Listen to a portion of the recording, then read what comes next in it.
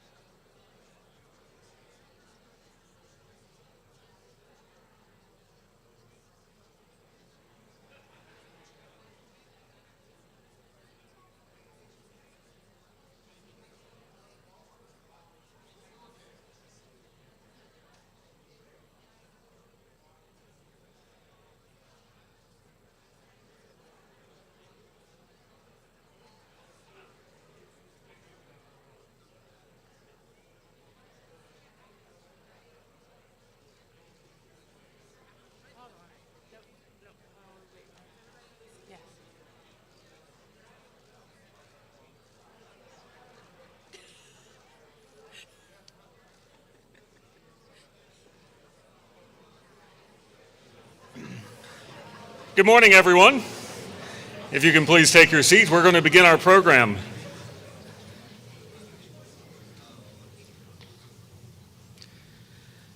So this is a terrific turnout, and I'm really excited to have some great speakers, some great guests, and obviously those who are in the audience, some great people who are really interested in catalyzing economic revitalization in our energy communities. I'm Brian Anderson. I'm the Executive Director of the Interagency Working Group on Coal and Power Plant Communities and a Senior Advisor in the Department of Energy on energy communities. And I'm really excited to be here in Youngwood today. I'll take just a quick moment to reflect on US 119. It runs just through Youngwood here. The history of what occurs along this road, all the way down to, say, Pineville, Kentucky, through West Virginia, up into Pennsylvania. Just a few weeks ago, we launched something called a rapid response team, or a few months ago, in Kentucky, right at the other end of US 119. And so driving up this morning from Morgantown, where I can see 119 from my house, it reminded me that there is a connection between energy communities, that it goes beyond the pavement of US 119, but really is the heart and soul of what these communities have given to our country over the years. For decades, they have powered our country. The workers in these communities have a work ethic like none other. And so as we transition our energy system into the future, into a clean, low carbon and zero carbon energy future, it is upon us to make sure we are not leaving these communities behind. And I'm really excited today to be here at Westmoreland County Community College, and thank you for being such a wonderful host and partner. And so we have very special guests today, including Energy Secretary Jennifer Granholm, White House National Climate Advisor Ali Zaidi, U.S. Senator in Pennsylvania Bob Casey, Pennsylvania Governor Josh Shapiro, the Appalachian Regional Commission Federal Co-Chair Gail Manchin, and Representative for the United Mine Workers of America, Phil Smith, this morning to have a conversation with you. And I intentionally say conversation because we are here not just to speak to the audience, we are here to listen. That has been our mantra from day one. Every person here in the front of the room and our interagency working group across 11 different agencies, we want to listen to communities. And so without further ado, I'm going to stop talking with that, and please welcome to the stage Senator Bob Casey.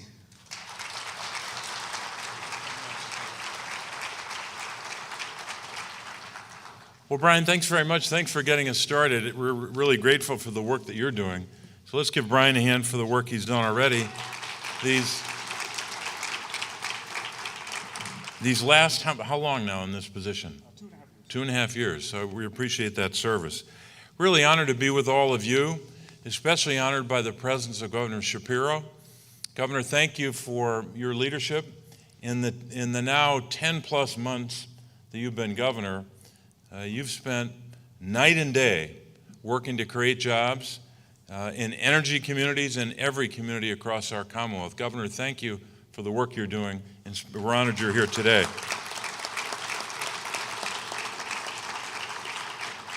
Secretary Granholm is here very often in Pennsylvania. So often, I think we might have, is there some kind of resident tax maybe we have? But Madam Secretary, we're grateful you're here. Ali Zaidi. Ali, I'll do a little biographical reference here. Ali, Edinburgh, Pennsylvania, right? How many years there? Your childhood? Yeah, well, they're pretty damn good Pennsylvania roots there. We appreciate that. Gail Manchin, thank you for your leadership of the Appalachian Regional Commission. Phil Smith, an old friend for so many years, and a great leader of the mine workers. I wanted to take us back and do a little history here.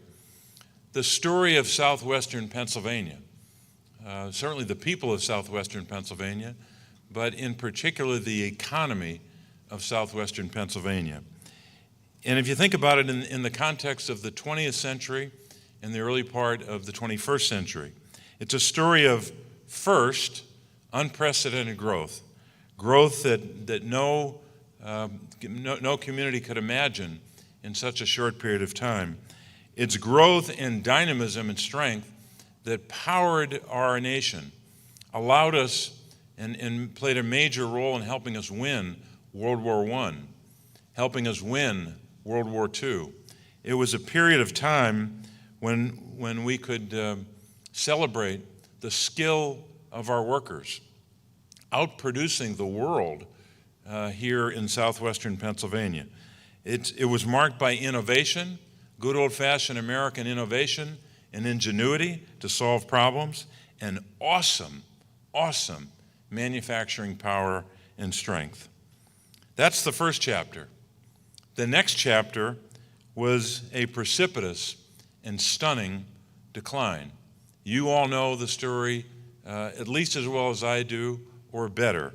Just imagine this, in the steel industry, over a 17-year period, 1974 to 1991, in the Mon Valley, steel employment dropped by 73%. In the Beaver Valley, 69%. In Johnstown alone, the steel jobs in Johnstown alone, an 85% reduction in steel jobs. I think Phil could provide the history better than I could on coal jobs. But we've lost a lot of those even in the more recent history. Towns like Menneson and McKeesport and Pittsburgh lost more than 50% of their population when you look at it over a long sweep of history from the 30s until the year 2000. Duquesne and Ambridge lost 60%, Homestead 79%, Johnstown 64% of its population. Now we know there are multiple causes. Corporate greed was part of it, no question about it. Short-term profits over the benefits to workers, short-term profits over the community within which some firms were operating. Bad trade deals, one after another, and the blame there goes to both parties. Offshoring of jobs, unfair foreign competition, failure, a basic failure, especially at the federal level, to prioritize manufacturing. Now here's the third chapter, and I think we've begun to write a new chapter in southwestern Pennsylvania. And it didn't just start in the last couple of years. It started way back years ago in the horror and the tragedy of that decline that I mentioned. All you have to do is look at the city of Pittsburgh, look at the region of southwestern Pennsylvania to see that story. This new chapter was a chapter where the people of southwestern Pennsylvania didn't wait for the future, didn't wait for Washington or anyone else to help them. The people of this region invented their own future. And that invention, that innovation, and that dynamism still goes on today. In fact, it's picking up speed as we speak. We have to make sure that we continue that growth in all the ways that you've seen it play out, whether it's in advanced manufacturing, whether it's in the great growth of our healthcare sector, whether it's in education, whether it's in the high-tech economy that we see all throughout southwestern Pennsylvania. But a big part of that has to be, and when I say has to be, at the federal level, must be an investment in energy communities. We've got to invest in these communities because they're the heart and the soul of our economy. And too often, as Brian mentioned, they have been overlooked over and over again for far too many years. Now, I've been working real hard to deliver on the promise of creating jobs in this region, and I've had good success. I've been able to deliver federal dollars, the scale of which we've never seen in recent history, to create jobs, to enhance manufacturing. We were blessed to have in the Inflation Reduction Act not just a series of clean energy tax credits, which are driving private sector investment like we've never seen before, but at the same time, we wanted to make sure that there was a tax credit designed specifically for energy communities, and I got that done in the Inflation Reduction Act. That 10% bonus credit will mean a new clean energy economy for Pennsylvania and for the nation, and also lots and lots of jobs here in southwestern Pennsylvania. We had the recent announcement of 2 hydrogen hubs, both of which will benefit Pennsylvania. And when you step back and think about all of this, it's about two things really: workers and communities. We have to invest in our workers. We have to invest in communities. And when I step back and think about the investment beyond the direct investment for energy communities, but the investment in communities like here in Westmoreland County, and we're honored to be at the community college today. Just think about this. This community college alone in the American Rescue Plan was the beneficiary of $9.4 million. Here in the county, over $105 million from the American Rescue Plan. Whether it was the airport, the Arnold Palmer Airport, or local municipalities, or K through 12 education, the education dollars in the rescue plan for this county, $74 million for schools in Westmoreland County. The Transit Authority, bridges and infrastructure, on and on and on. We have to make sure we're investing in communities and also investing in the best skilled workers in the world here in southwestern Pennsylvania.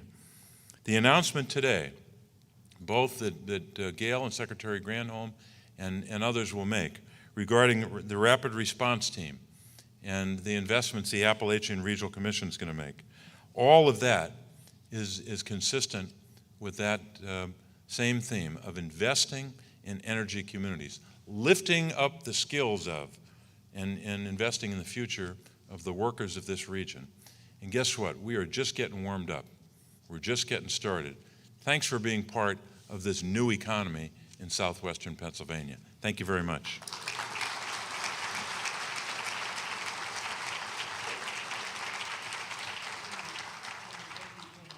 Thank you so much for both your steadfast support for the Interagency Working Group and for being here today. We wouldn't be here today in the Interagency Working Group if it wasn't for our next speaker.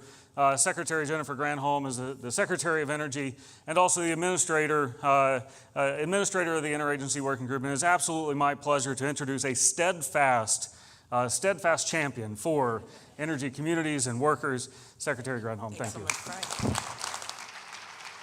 Thank you, Brian. Thank you for your great leadership of this. It's so great to hear you, Senator Casey, talking about where this area has come from, where it's going. Gov, so great to be with you. I'm a former governor of Michigan, so we Govs, we call each other Gov. So Gov, it's so great to be with you. Allie, Gail, Phil, all leaders determined to make this happen. And so it is a privilege to be able to be the administrator, but from what Senator Casey was saying, I just want to sort of foot stomp this notion of the importance of this for areas of the country that where workers have, through no fault of their own, lost their jobs. When I was governor of Michigan, it was during the Great Recession. And at that point, the auto industry was going bankrupt. If any of you remember, GM, Chrysler, Ford, almost going bankrupt. All the suppliers went bankrupt. In Michigan, we had the highest unemployment rate in the nation. Jobs were leaving like crazy. And I get this call and we're a manufacturing state too. So I get this call from our economic development agency. Gov, you'll know this because it was a bad news call. And they said, we have a huge manufacturer. In this case, it was a manufacturer of refrigerators, Electrolux, that is about to leave a small community completely without jobs. The size of the community in Greenville, Michigan was 8,000 people. The size of the factory, they employed 3,000 of the 8,000 people. So it was essentially a one-company town. And I said, I'm not going to let this happen. So we put together a SWAT team. We went to Electrolux in Greenville, and we made them an offer we thought they couldn't refuse. We put every incentive, zero taxes for 20 years. We were going to build them a whole new factory. The UAW, who represented the workers, were offering so much in concessions they didn't want anybody to know. We gave the company this list of incentives, and they walked outside the room for 17 minutes. And they came back in and said, there is nothing you can do to compensate for the fact that we can pay $1.57 an hour in Juarez, Mexico. And so we're leaving. Different circumstance than what you face here, but the same feeling of a community that imploded when this factory left. In fact, on the month that the last refrigerator came off the assembly line, the employees had a gathering at a place called Clackle's Orchard Pavilion. It was called the Last Supper, the employees called it. It was basically a community wake. It was grieving the loss of these jobs.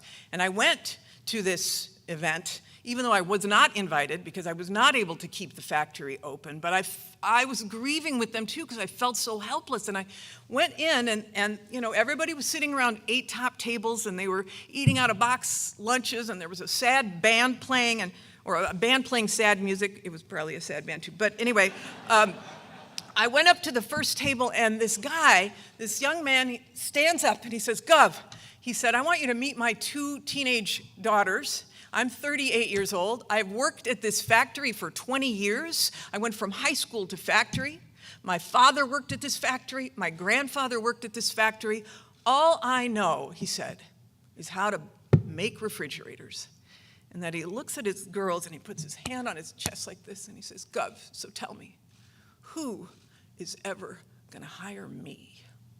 Who's ever going to hire me?" And that question was asked by everyone in the room that day. That question has been asked by every community in America that has been hollowed out by the loss of jobs. In fact, 60,000 factories left this nation between 2000 and 2015. 60,000 communities like that. And that doesn't even count what is happening when steel industry collapses, when coal industry collapses, when people are left behind. My point in saying this is that this is what this interagency working group is all about. We are going to invest in rebuilding and repairing communities that have been hollowed out. That's what this president is all about. To the senator's point, we now have an industrial strategy in America as a result of the bipartisan infrastructure law and the Inflation Reduction Act. 2 laws that were instrumental and shaped by Senator Casey. Without him, these laws and this industrial strategy would not be here. And so now we have billions of dollars to invest in America, to make products for this energy economy in America, to have them stamped, made in America, made by American workers, used by us, exported elsewhere. We're not going to stand by and watch our jobs go overseas. We're not going to stand by and watch communities collapse. And that's why this effort is so critical, because the strategic and targeted investments that you will have access to formulate plans, to be able to invest in communities and workers, are just so critical. And that's why I love this president, honestly. That's why he asked me to do this job, is because he knows that whether you're from Scranton or from Detroit, it is so critical for America to have a manufacturing backbone in order to be a strong nation. So the phoenix is rising. It's rising here in Western Pennsylvania. It's rising in Appalachia. It's rising across the country because we have the resources now to execute on an industrial strategy in America. Just in the last month, you've seen some of this happen around here. Turtle Creek, the battery manufacturer EOS, is going to build 4 new production lines for their energy storage systems, creating 650 new operations jobs for workers. In Fayette County, one of the 2, you're the only state to get 2 hydrogen hubs. One of them in Fayette County, the new hydrogen hub's going to build a plant. There'll be a plant there to generate clean hydrogen for low-carbon aviation fuel and heavy-duty trucking. We expect this Western Pennsylvania arm of the hub to create thousands and thousands of jobs. Last Wednesday, this is all part of the bipartisan infrastructure law as well, we announced an investment in your electric grid. In fact, between public and private investment, the announcement was the single largest federal investment in the nation's grid. You all got $340 million was announced between public and private investment huge. Duquesne is going to modernize their grid infrastructure, adding new technology to be able to make it more efficient. So the Pittsburgh area grid is going to be renovated.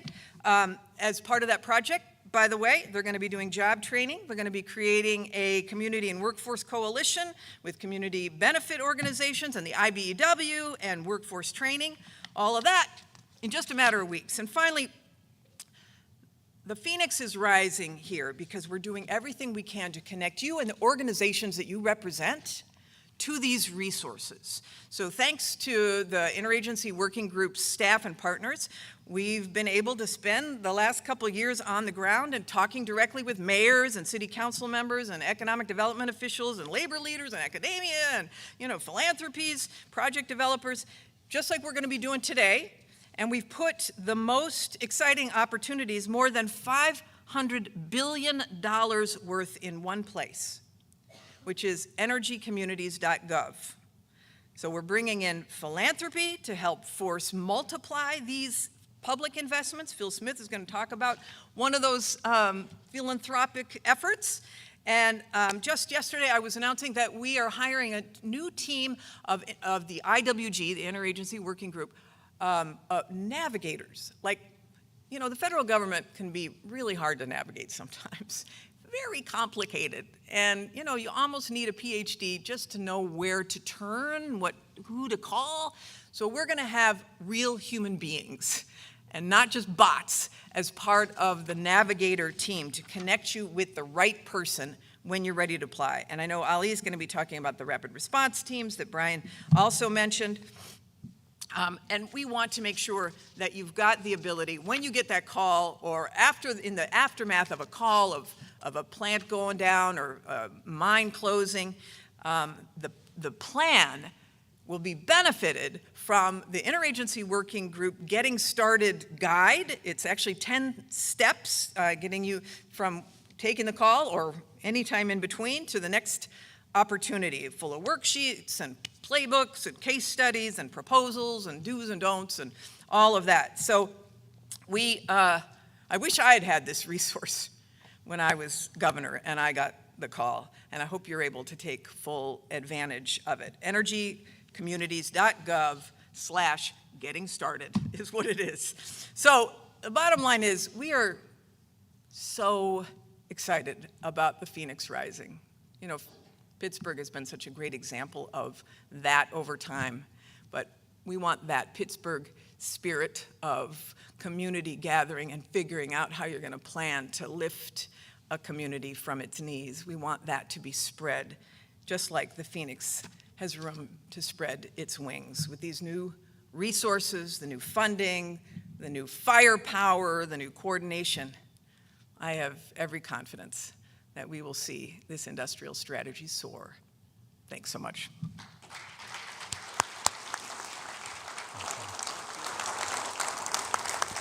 Secretary Granholm, thank you so much. And I'll have to say, our Navigator team, our Getting Started team, they put their heart and soul into this, and it's a resource for you. I'm really excited to introduce Governor Shapiro today. Growing up in Pennsylvania, inspired by his parents to enter public service, and is working tirelessly in the Commonwealth on behalf of the Commonwealth citizens.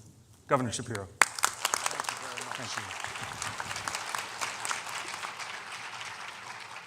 Well, good morning, everybody, and let me begin by thanking Secretary Granholm. Thank you, Gov. Appreciate you being here, and I'm thankful that she's here in Western Pennsylvania. And I gotta tell you, I often talk about how Pennsylvania is really an energy leader, and how energy in particular plays a central role in our growth strategy that we're laying out for the next decade here in Pennsylvania. And there may be no better evidence than the fact that the Secretary of Energy has come here twice in 1 week to show just how vital Pennsylvania is to the energy economy going forward. I was proud to join the Secretary and President Biden and Senator Casey last week on Friday in Philadelphia. And I'm grateful, again, that you're back here in Pennsylvania today, specifically here in Westmoreland County, in the heart of a region that has long powered our nation and has long powered the energy economy in the United States. You see, throughout our nation's history, Pennsylvania has clearly been an energy leader. The coal mines and the oil fields of western Pennsylvania had fueled the industrial revolution, which created good jobs, lifted people out of poverty, strengthened the middle class, and led to the creation of the modern-day American labor movement. When fascism threatened freedom overseas, it was this region that produced the energy that made the arsenal of democracy the most powerful manufacturing base in the world. That legacy of leadership continues right here, not just in the Commonwealth of Pennsylvania, but specifically here in Western Pennsylvania. After Texas, you should have booed when I said Texas, come on.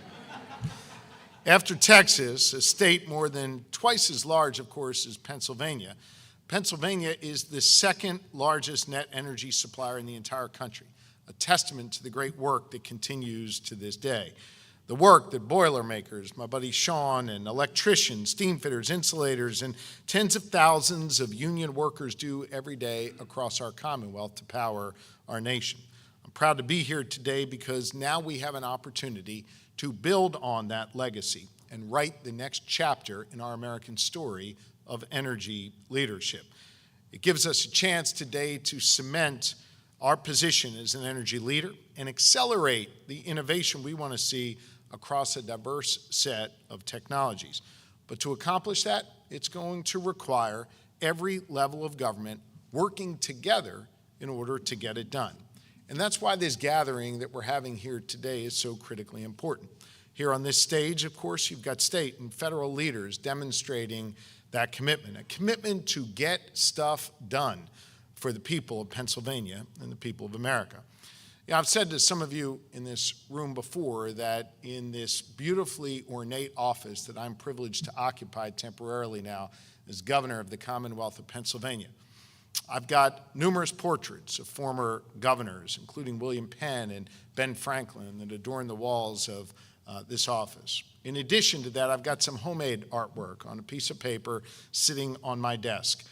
Not as grand as the portrait of Ben Franklin or of William Penn or even of Governor Casey, but instead it's just a handwritten note with 3 letters, GSD, get, stuff done, which is the mantra we have in the office every single day. It's the attitude that allowed us to reopen I-95 with President Biden's help in just 12 days when they said it was going to take months. It's the same attitude that we're bringing to our energy policy every day, an energy policy focused on the future, a policy that ensures we have a diverse and reliable portfolio of energy resources that fosters innovation, that protects our communities and our planet, and that, of course, creates family-sustaining jobs. Thanks to President Biden, Secretary Granholm, and the entire administration, and of course, leaders like our very own Senator Casey, we've begun to chart a course toward that energy future, and that course runs right through Western Pennsylvania. We took a big step forward last week when the Biden administration made clear that clean hydrogen was going to be part of that future. We know it has enormous potential as a fuel that can power large vehicles and airplanes, buses, trucks, and industrial facilities that have typically relied on fossil fuels. But we, of course, don't produce a whole lot of hydrogen right now in this country. That's why the president decided to invest $7 billion to build 7 hydrogen hubs across the country. The money will go more than just to power a particular plant. It will help us build an entire energy ecosystem based on hydrogen, from power plants and pipelines to research partnerships and apprenticeship programs. Everyone will be involved, from our universities to our unions. This investment has the potential to be transformative across the nation, and particularly here in Pennsylvania. Back when I delivered my budget address in March, I talked about how we would aggressively pursue at least one hydrogen hub in Pennsylvania. There was a competing hydrogen hub on the eastern part of our state. Our administration leaned in, and together with our partner, Senator Casey and his team, and with the work of our Secretary of the Department of Community and Economic Development, Rick Seiger, who joins us today, and our Director, Brian Regley, who's with us, Pennsylvania became the only state in the nation to secure not one regional hydrogen hub, but 2 regional hydrogen hubs. And we're proud to partner with our neighboring states, Kentucky, Ohio, West Virginia, New Jersey, and Delaware, and New York in the eastern side. This is a big deal, and this presents a great opportunity for the Commonwealth. It means $950 million of investment just in this regional hydrogen hub here in southwestern Pennsylvania. This is just the latest example of what's possible when we work together. Our Commonwealth and state leaders together with our federal partners coming together behind a shared vision. Senator Casey, well, he knows this better than anyone else. That's why he fought for and delivered a bonus tax credit within the Inflation Reduction Act to attract clean energy projects to communities that have historically been dependent on the fossil fuel industry. The Casey credit, as I like to call it, I don't know if that's what he calls it, but that's what I call it. I think that is a game changer in places like Westmoreland County. Let me give you just one example of the power of the Casey credit. You see, if you're a clean energy company looking to build your next factory or your next facility, and you decide to invest in a place like Youngwood, where we are today, you get a bonus for investing in this energy community. So instead of like a 30 or 40% credit, you get a 50% credit on that investment. The Casey credit gives you that extra 10% tax credit. So for large companies, that extra 10% means millions of dollars more in your pocket to hire more people, to expand opportunities even beyond what you may envision right now. That is government working collectively for good, and it drives investment into communities that have historically been left behind. It creates jobs, it spurs innovation, and it protects the planet. That is what the Casey credit does, and it will pay real dividends for the Commonwealth of Pennsylvania for years to come, and of course across the nation. Senator Casey, we appreciate your leadership very, very much.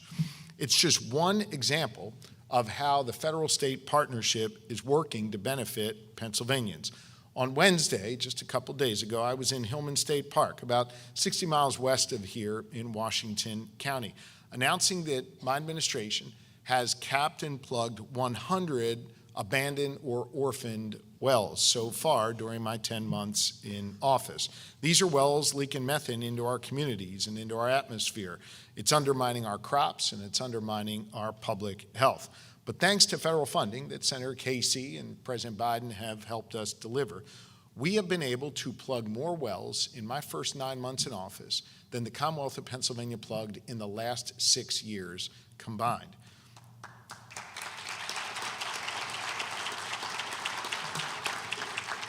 I've directed our Department of Environmental Protection to draw down as much federal funding as possible, and we are now on track to receive $400 million to support our well plugging work alone. It's estimated that here in the Commonwealth of Pennsylvania, there's more than 350,000 orphaned and abandoned wells dotting our Commonwealth. They make up nearly 8% of our total methane emissions. And of course, we know methane is 86 times more potent than carbon dioxide, warming our planet, contributing to air pollution that damages our lungs and our hearts.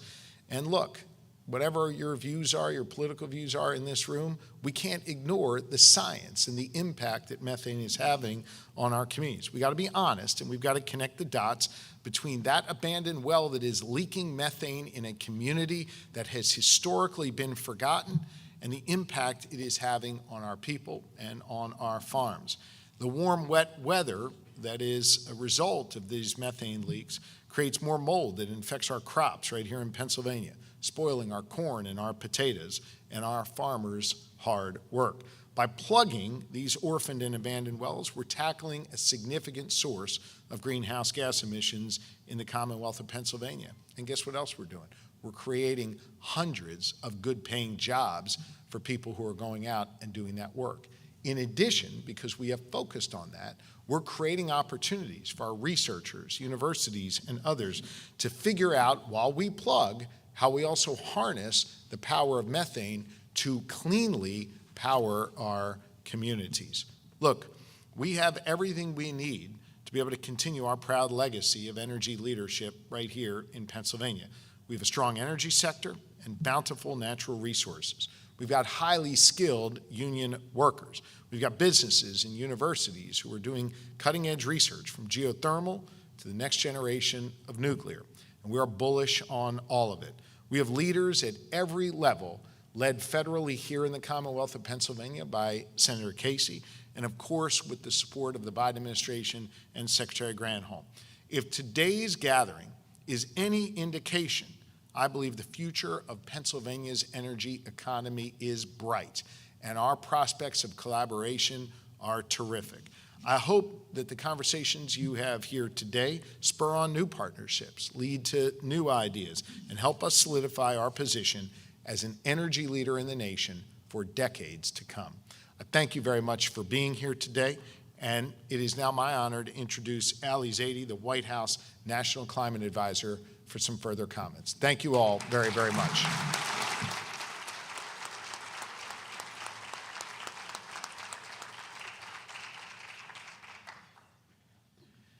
Thanks, Governor. Thank you, Brian, and to everybody. It's just a profound privilege to be here in southwestern Pennsylvania. Growing up in Edinburgh, coming down to southwestern Pennsylvania was for usually one of three reasons. We were either picking someone up at Pittsburgh Airport, we were going on a field trip to learn something new, and oftentimes it was about energy. Didn't realize it then that it was about energy, but now I do. Or it was to get whooped by one of the local high school teams, because, admit it, there's a lot of talent down here. Don't tell anybody I said that. I'm just sitting here thinking about the first week on the job in the Biden administration in the Oval Office. The president was about to go out and give remarks about his clean energy and climate agenda. And as we're sitting there, we're talking about Cecil and Phil and the work that they do and the folks they represent. And one of the things he wanted to be crystal clear about, we talked about energy communities in these remarks, but he wanted to revise them because he does that. It's his prerogative. And he revised it to make sure there was a very clear aspiration that was articulated. It was that we would create jobs not 100 miles away or 500 miles away, not using skills people didn't know. We weren't going to have accountants become butchers or mine workers become programmers. It was to use the skills people had in the places that they live to support the communities that they had made vibrant over decades. That would be the focus of this administration. And it's just so heartening 2.5 years later to see that with collaboration and partnership, whether it's with Senator Casey in the United States Senate or governors across the country, Governor Shapiro first among them, we've transformed that aspiration into real life. And I say that with a recognition that that transformation, tapping into that opportunity, is a work in progress, and that gatherings like this are the moments when we roll up our sleeves and redouble our commitment to reaching for that goal. Now, when we look across the country, we've got places like Weirton, West Virginia, where a steel plant had shuttered that's turning back on as a battery factory. We've got places like in Toledo, Ohio, where there was a brownfield, fenced off, now the site of a clean steel factory. You had places like Dalton, Georgia, that were the sofa manufacturing capital of the world that are now manufacturing solar panels. I think about Erie, PA, where it was touch and go with the locomotive industry. Now they're doubling down to make electric locomotives, leading the whole world on a new way of getting from point A to point B. We are, in a very real way, turning what felt like pie in the sky into steel in the ground. And we're moving to a new phase of the conversation about the clean energy economy. I remember just a decade ago, I'd be in rooms like this and we'd talk about green jobs. And you'd have folks from the IBW and the mine workers and the pipe fitters, and they'd say, I don't want a green job, man. I want a job that's a real job. Because green jobs sounded like they were jobs on another planet. But today, I think what we've realized is we don't need some exotic new form of job. We need pipe fitters who are doing the work that Governor Shapiro described to capture those methane leaks, make our communities safer, improve public health, and, by the way, put less greenhouse gas into the sky. We need electricians, welders, to transform our ideas and blueprints of rewiring our economy to run it on clean electricity. We don't need some new trade. We've got folks who know exactly how to do that. The same steel workers who have forged the materials for our industrial success to date, those are the same workers that will help us lead the way into the new future. And we've got policy, and it's really easy. You know, we sort of sometimes sit in this soup of policy making. We talk about things like tax credits and bonus credits and, you know, rules and guidance, and it's easy to get lost in what all of that means. Think about this. For the first time, and I stare at the tax code, that's sort of like my job. For the first time, when you look at the tax code now, your company, you're building a $10 million solar farm. If you want the government to give you $5 million worth of credit against that $10 million solar farm, think about what you got to do. You got to find an energy community like the ones we have in Southwest PA. You got to invest there to get that $5 million.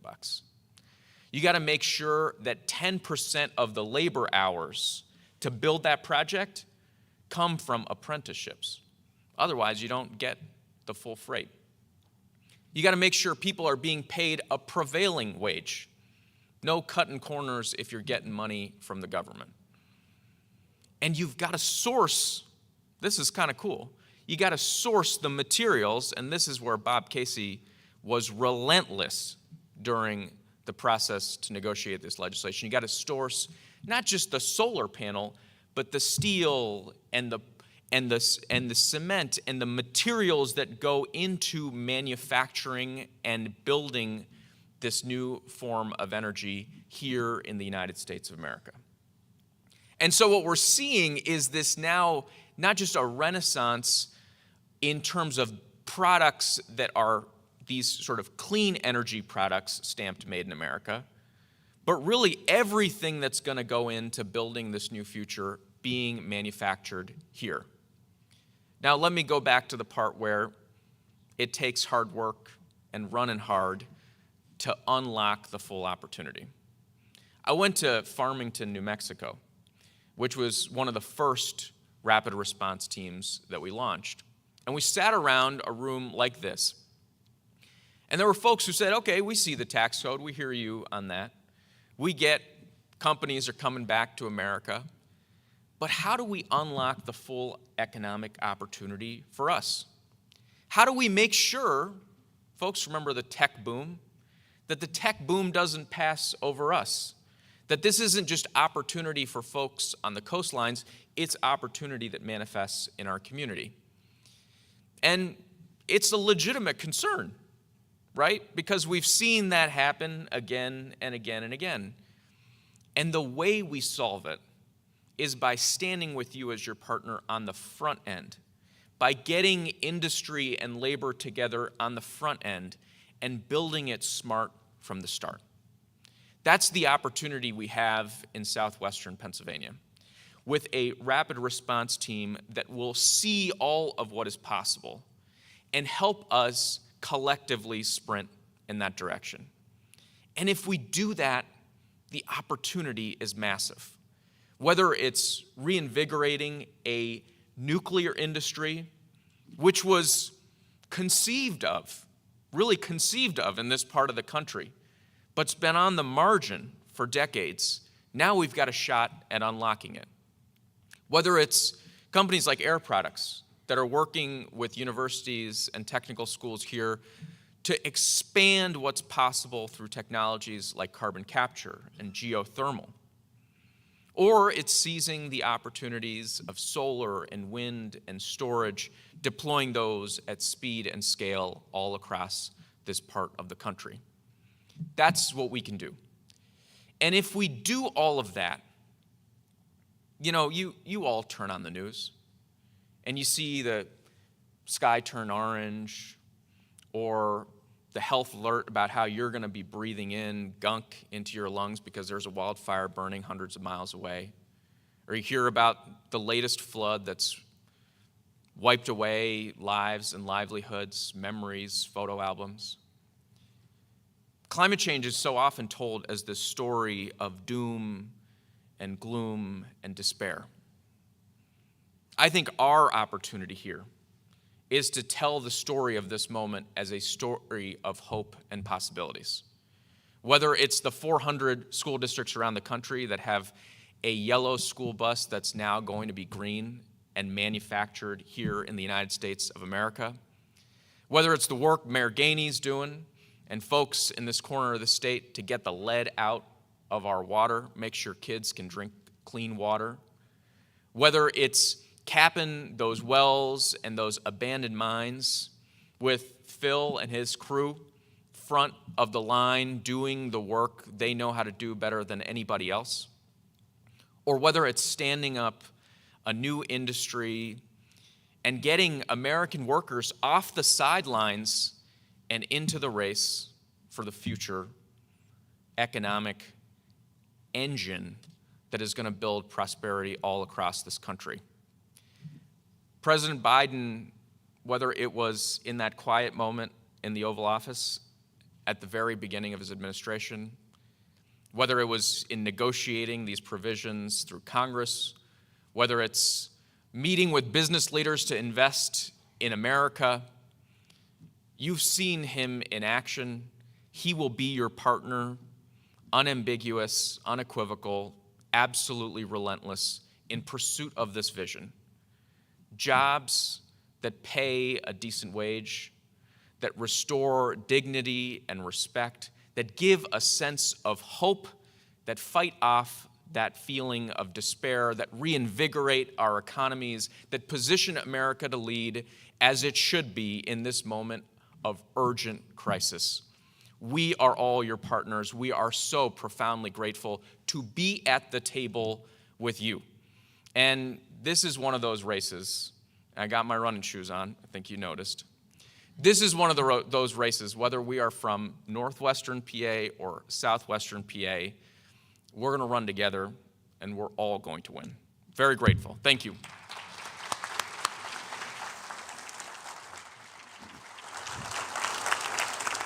Ali, thank you so much. And the Rapid Response Team is an amazing opportunity for us. To give you an update, 1 year later, 2 weeks ago yesterday, I was at the site of the Rapid Response Team in Farmington, New Mexico, where we broke ground on a solar plant, 200 megawatts, that's employing 700 people today now, 60% of which were laid off from the coal burning power plant that's 2 miles away. That's the type of success we want to see in the Rapid Response Team. So, Ali, thank you so much. It's my great pleasure now to introduce the federal co-chair of the Appalachian Regional Commission, Gail Manchin, a tireless worker for energy communities across the region. Thank you.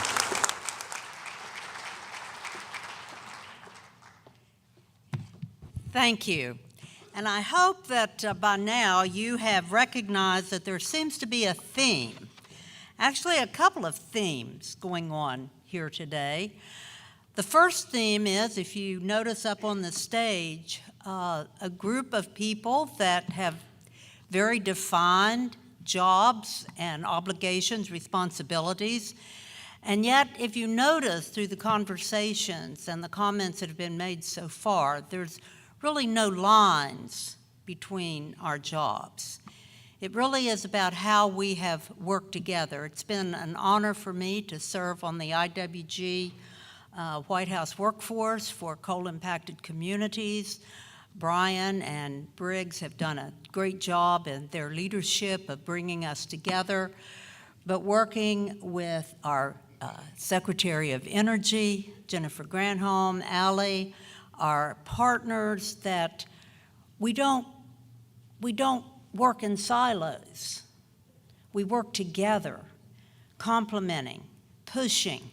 How can we be a bigger part? How can we help push more? How can we be better partners to our people that we represent? And so that's the one thing, that it is about how we all work together as better partners. And I'm so proud to stand here and have one of my commissioners, the 13 state governors of the Appalachian Regional Commission. The governors are the commissioners for that. And so Governor Shapiro, it's a pleasure to have you on the stage today with us representing the ARC. And I also would be remiss if I didn't say we have a wonderful staff from the ARC that is with us today, that are here to work with you if we can be of any support or help. If they would just raise their hand, I'd like to acknowledge that they're here. And we flew into Pittsburgh yesterday and had this beautiful drive over here, looking at the mountains, the splendor of the leaves, the turning. It makes you appreciate part of the beauty of the Appalachian region, the beauty of our mountain range and our rivers, and more importantly, our people.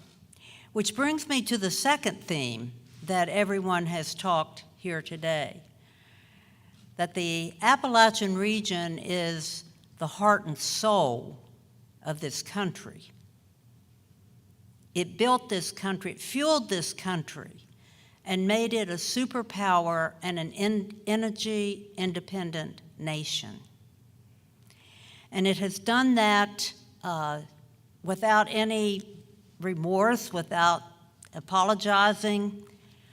They did their job. They worked hard, and many times sacrificed their lives in doing what they felt they needed to do, not only to better our country, but certainly to feed their families. And so there are no borders here. So as I talk about know that we're not silos on the stage, I encourage you all to remember out there are no borders out there either. What we do throughout the Appalachian region, what we do regionally, what Pennsylvania, Ohio, West Virginia, Maryland, New York, what we work together in this northern part of the Appalachian region not only strengthens the Appalachian region, it strengthens our country. We will continue to be the fuel in many different ways, but we will continue to be the fuel that maintains the United States not only as a superpower in the world, but energy independence, so that we can serve not only our people, but our allies around the world, working together. So I hope as you work together today, I know that many of you today in the room are from Pennsylvania. That's wonderful.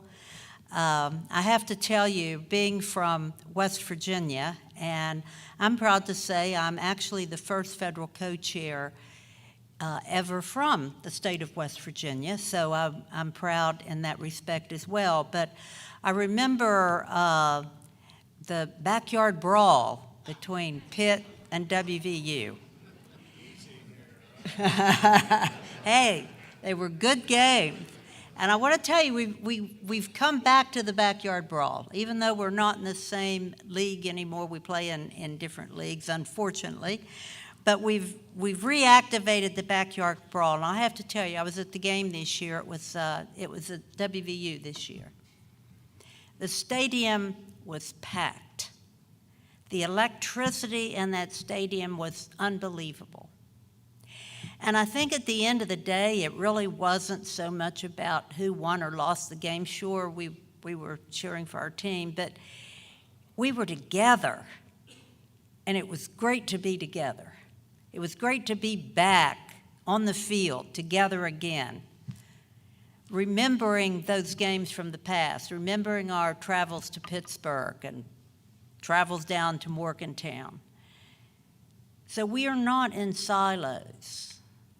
We live together, we work together, and I want to tell you again, we are the heart and soul of this country in keeping it running. And so our power grants, very important part of ARC, was announced yesterday afternoon, and of course, as you all know, power grants are very much about addressing the issues in our coal-impacted communities. And so yesterday, we announced the largest power package that ARC has ever distributed. Right about $54 million to 64 projects across 217 Appalachian counties. And I will tell you that 19 of those power projects are right here in Pennsylvania. And they support all types of diversification, agriculture and the food economies, tourism, entrepreneurship, creating jobs in new industries that are coming in, helping with workforce development and training, and attracting new sources of industry coming in as subsidiaries to those that are already here. The grants that came here total more than $17.3 million. They are anticipated to serve more than 2,700 students and workers, more than 300 businesses. We will be creating or retaining more than 340 jobs and likely to attract more than $300,000 in additional private investment. And I say we collectively, not we ARC, but we as partners, working with state governor, working with the federal government, Senator Casey, and is part of our budget and our funding mechanism. So it is about how we work together to make these good things happen. And I want to just mention a couple. I don't know if anyone in the room is, well, let me ask, is anyone here actually one of the recipients of our power project this time? Do we have anyone in here? Okay, I see it. All right, good. I want to mention a couple of them. The first, the Tri-County Workforce Investment Board, which is partnering with the Steamfitters Local Union 449 to offer free workforce training for over 500 participants at the Technology Center in Harmony, Pennsylvania. The Linden Point Development Corporation's Pennsylvania Cybersecurity Center in Hermitage, Pennsylvania, which will use a power grant for the expansion of its job training and placement program into 7 new counties. And Pittsburgh Gateways Corporation, which will use a power grant to renovate space on Johnstown's Main Street to house the Pitt Johnstown Future Works. This space will be home to the University of Pittsburgh at Johnstown's engineering program, which will train students in advanced manufacturing. I am so excited about all of the opportunities and possibilities. As an educator all of my life, I understand and have truly always believed that the foundation of any economic growth, vitality, development comes from education and how we continue to support our educational systems to train not only our future workers in the Appalachian region, but our displaced workers that need a another training to give hope, to give a better sense of purpose to what their future holds. And so I want to take this opportunity to thank each and every one of you. I am so proud to be a partner in the Appalachian region, working with our states, but more importantly, working with our local communities, the people that every day are in the trenches, bettering the quality of life for their families, for the children, for the future. And I see only a bright, bright future for the Appalachian region. I hope that each and every one of you will stand tall and stand proud, knowing that the generations before us built this country, and the generations today and tomorrow will continue to keep America strong. Thank you so much.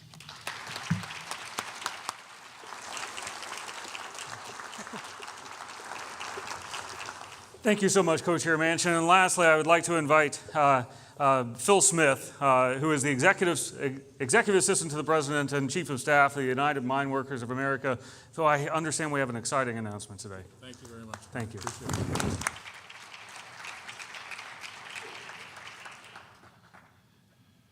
Thanks, Brian.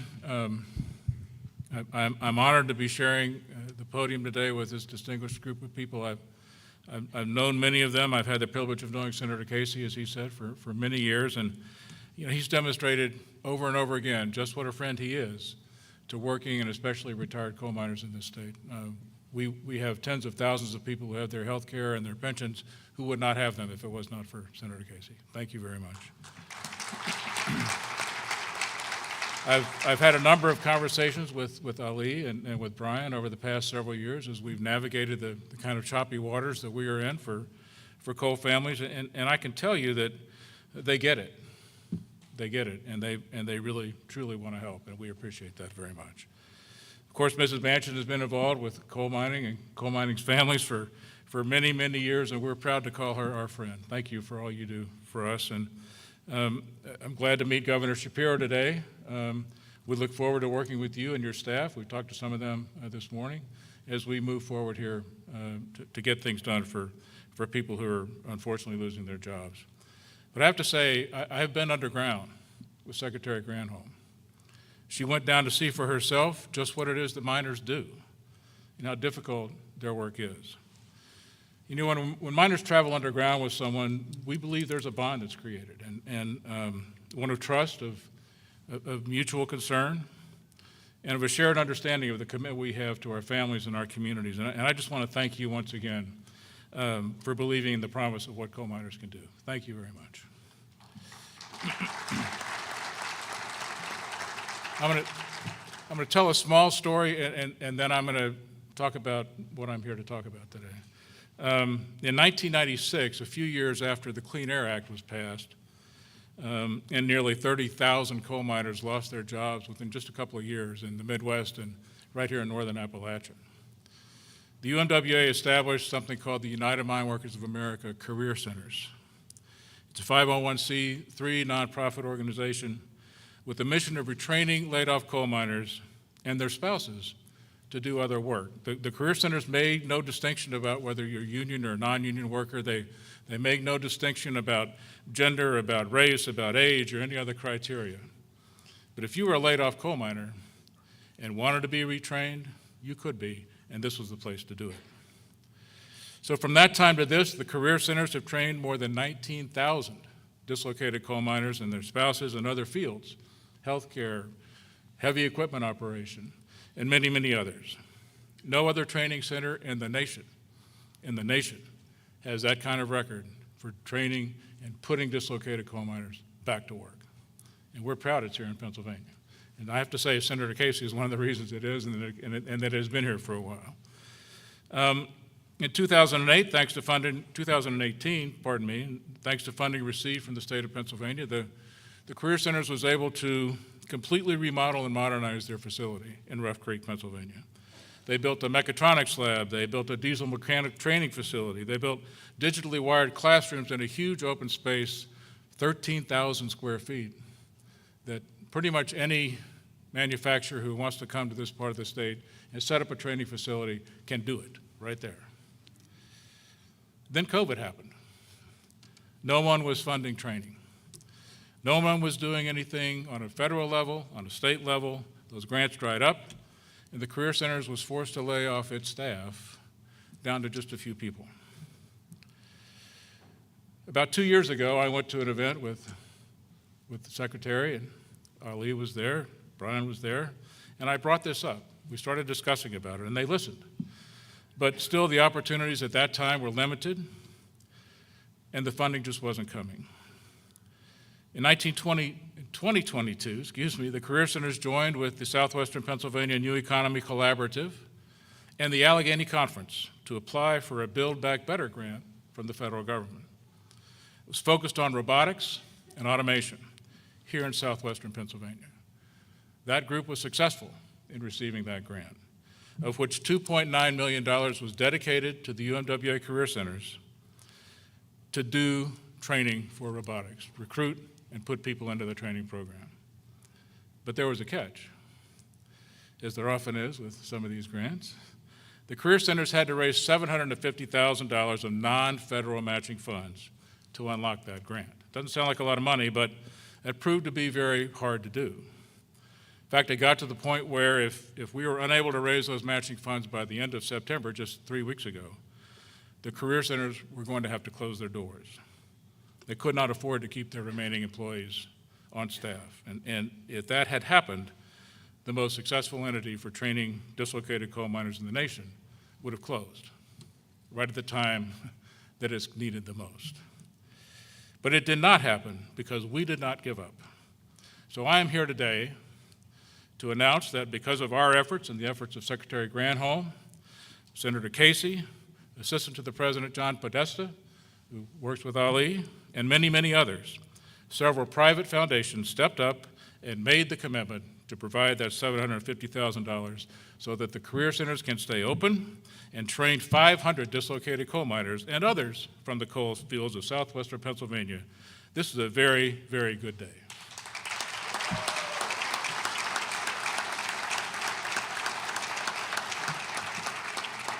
So on behalf of UMWA President Cecil Roberts and Secretary Treasurer Brian Sanson, and most of all, those dislocated miners and their families who will now have a chance to get a good job in a new and growing industry right here in western Pennsylvania, where we want them to be.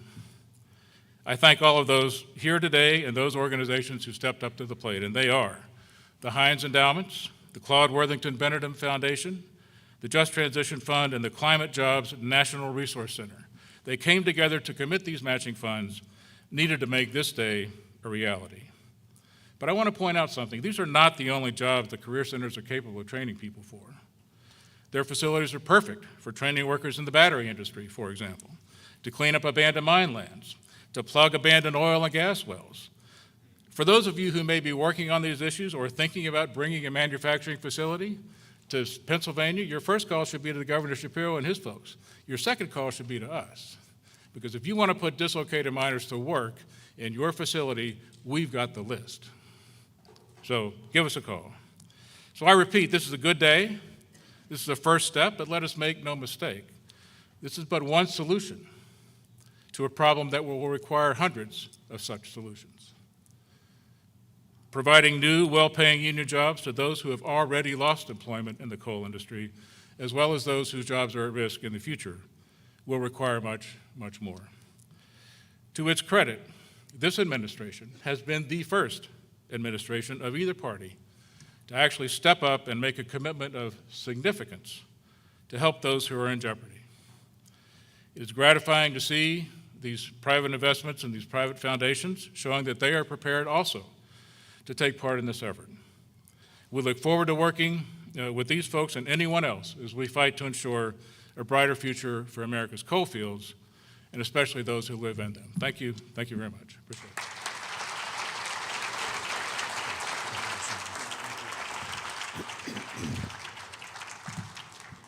Thank you, Phil. Investing in workforce training, especially those for dislocated workers, really is key to economic revitalization of Pennsylvania's energy communities. Please join me for another round of applause for an incredible lineup of speakers.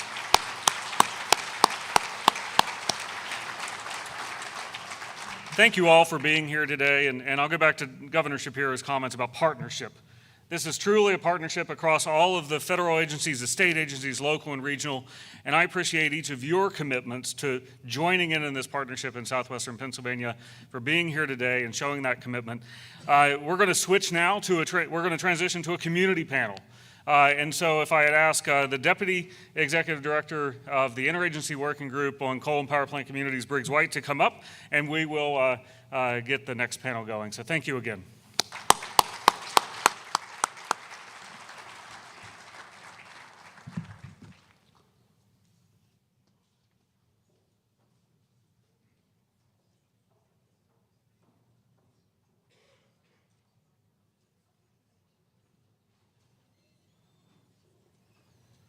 And we're just going to take just a few minute break just to transition and get started. So just go ahead and take a break.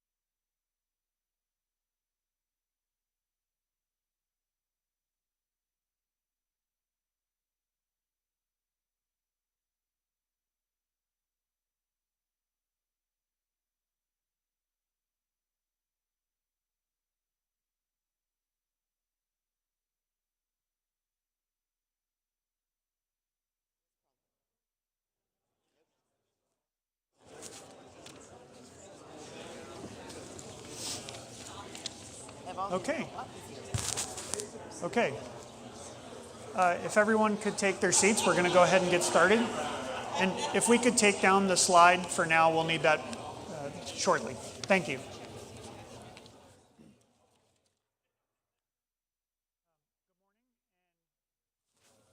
Good morning, and thank you for participating in today's session. As Brian said, I'm Briggs White. I'm the Deputy Director for this federal working group.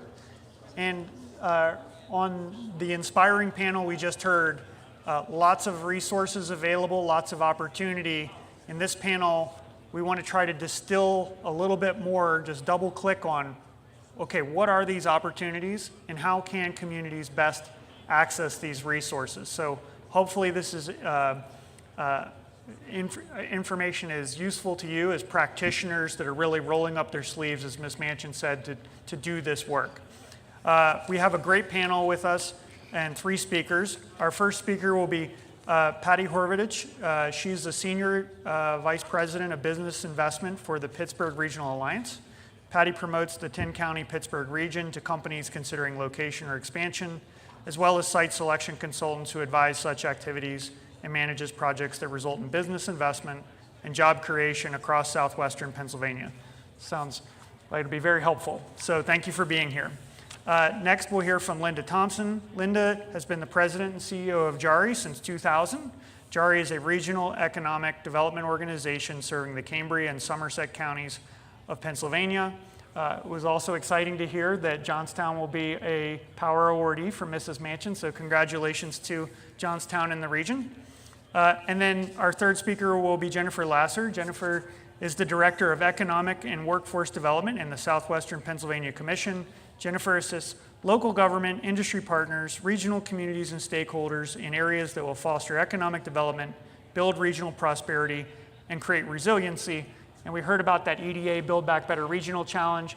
I know that you, the mine workers, and other entities are heavily involved in one project within that overall effort. So looking forward to hearing maybe a few tips, success stories, and a few examples that hopefully bring this all to life and then really set up the next panel where we'll talk more about state and federal resources and go in depth. And so with that, I'd like to ask Patty to say a few words about various opportunities for energy communities. So thank you, Briggs, and thank you for the Energy Communities Interagency Working Group and for Senator Casey and for his team for the opportunity to be here today. As Briggs said, my name is Patty Horvitich. I'm the Senior Vice President of Business Investment for the Pittsburgh Regional Alliance, which is an affiliate of the Allegheny Conference on Community Development. As you can see on the slide, the Allegheny Conference has been around for almost 80 years with the primary purpose of improving air quality and also the economic vitality of the 10-county region, very much for the same reason we're sitting here today. So as economic developers, a number of us in the audience and a number of us on stage, we are super excited about the unprecedented federal funding available to us.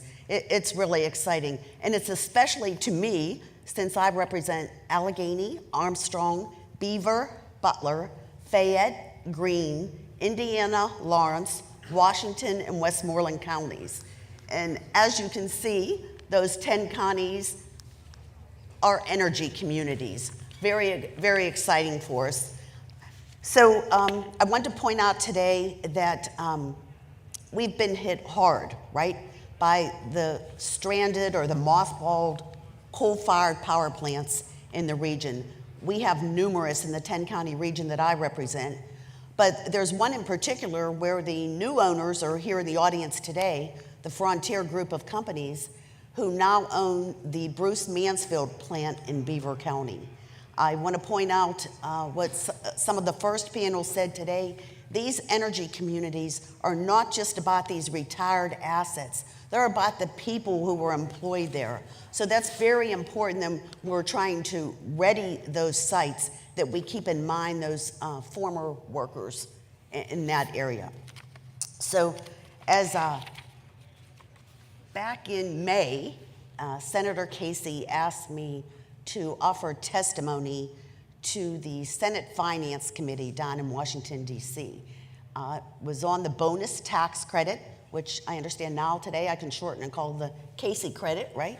So at that time, I had the opportunity to talk about the spike in the number of inquiries that the Pittsburgh region was getting from site selection consultants, from end users who said, what's with these energy communities?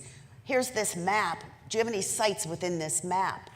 And I'm here today, like 5 months later, to tell you that we've had a number of success stories. Excuse my voice, I'm battling something. But one that was already mentioned today is EOS. And I believe there might be someone in the audience from that company here. But as they mentioned, EOS is based in Braddock. They will be hiring 650 workers for their new battery storage. And this isn't a company that's just testing it or R&D. This is full-scale commercialization. And our organization is so proud to not only have helped them get to where they are now with this almost $400 million loan from the Title 17 grant, but also we're helping them with our community benefits plan, along with the organization that Jen's group represents and a number in the audience. We're going to these community meetings. We're listening during these listening sessions. We're documenting it. We're trying to find out how this federal funding can impact more than just that community. It's the adjacent communities, not just where the coal-fired power plants are, but again, the adjacent communities, the towns that need help and will benefit from it. So that's one success story, and I don't want to let you believe that success story happened just from May until now. It takes a lot of work to access this federal funding, a lot of time, effort, and money to do so. So I'm happy about this rapid response team that I heard about earlier. That's exciting. Another opportunity that a number of us are still competing for, I can't really disclose their name, but they said I could surely talk about that opportunity today. It's a company who, again, sent us the map, like we didn't already have it on our computers, and said, find us a site that is an energy community so we can take advantage of this federal funding. I hope that I'm invited to speak at some other event, and I can tell you about that success story, which I hope is in the Pittsburgh region. But everybody just be prepared. There's so much activity, and I think we're in a great position to land some of these jobs and investment, whether it's in the 10 counties that I represent or it's in our neighboring county. Great. Is that good? Thank you very much. Thanks.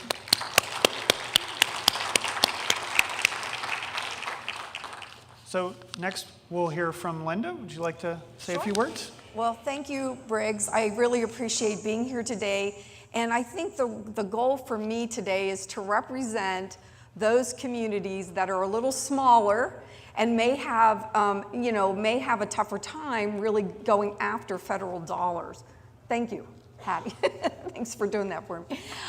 We are a 50-year-old agency called JARI, and we became an agency purely because of the demise of steel and coal in our region. So we were an answer by the business community to our community to diversify our economy and to prepare workers for new types of jobs.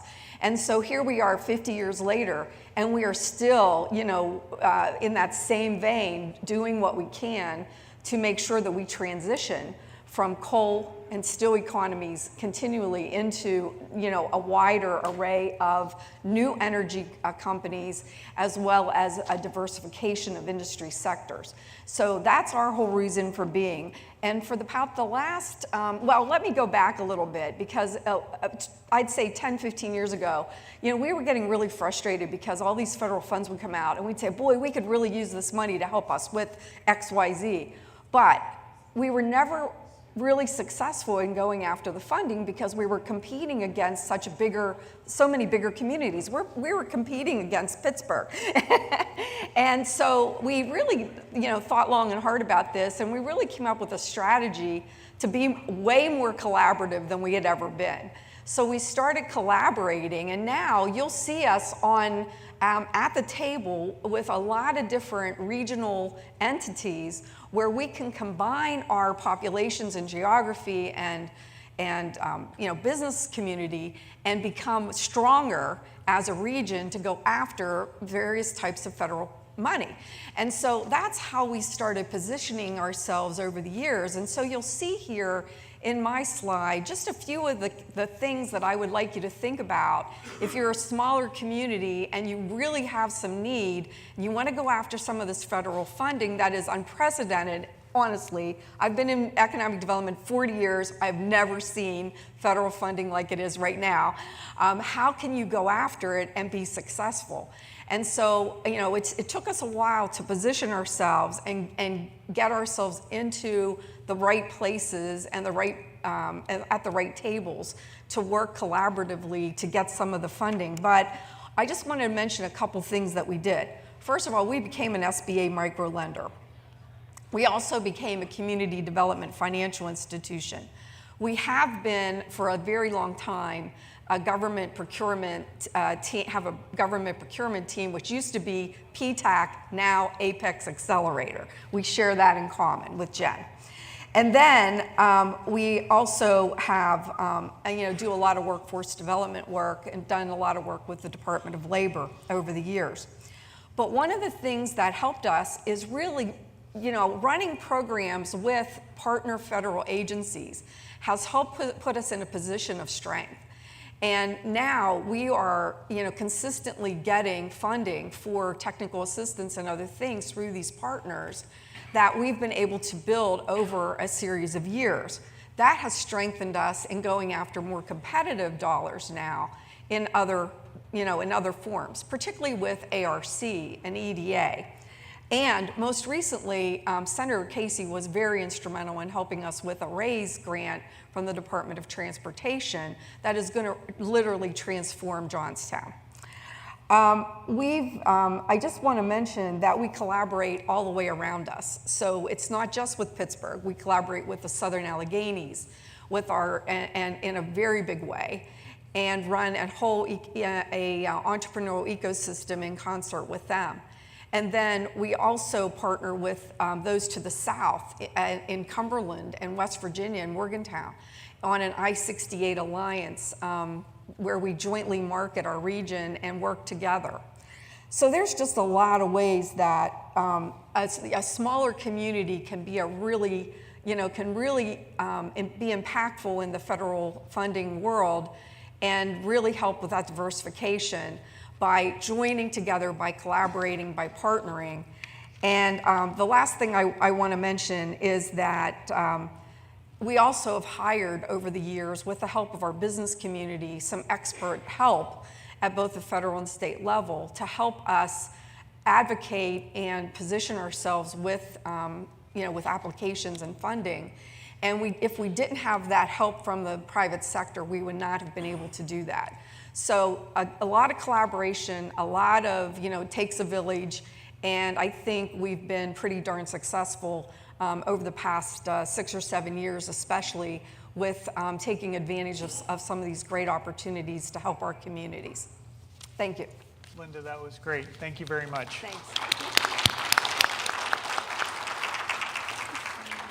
Thanks. And Jennifer, tell us a little bit about what's going on in your neck of the woods. Sure. We're going to queue up those slides, I believe. If not. Good morning, everybody. My name is Jen Lasser. I am the Director of Workforce and Economic Development with the Southwestern Pennsylvania Commission. And as you can see, we are the region's federally designated local development district, metropolitan planning organization, and economic development district. And so what that means is that we are the forum in which public conversation happens, public decision making, especially around the areas of transportation and economic development. As you can see, similar to Patty, we have a 10-county region. Next slide. Whomever has. Perfect. You're the best. Thank you. So what does that really mean to you all? Here's kind of how we can help. And so first and foremost, we do a lot of strategic planning and a lot of strategic conversations. And so at SPC, we are responsible for the long-range transportation plan and the transportation improvement program, as well as the comprehensive economic development strategy. We have a water resource center, as well as do a lot of activities on broadband. One of the main things I wanted to talk to you all about today is our grant technical assistance. And so one of the things that we do is we work with a lot of applicants, whether it's a nonprofit, a local municipality, a county, all different types of stakeholders to help access funds. As the conversation was had about the potential navigator position that's coming out, we have something here called a community capacity coordinator. Her name is Faith Collins. Faith, will you raise your hand? Stand up, whatever you'd like to do. Hey, y'all, this is Faith. So if you haven't met Faith, please meet Faith. Faith is amazing. So Faith works one-on-one with our nonprofits, against stakeholders, local municipalities. And so she's hand-holding through the whole grant process. Grants are not easy to apply for all the time. And so we want to make sure that we provide the resources. As you're kind of hearing the theme throughout this whole conversation, it's support, it's collaboration and growth. And so what we want to do is truly work with our partners to figure out how we can help. And again, we wouldn't be able to have this community capacity coordinator position without the help of DCED and ARC. It was a grant in which we applied for and were able to get.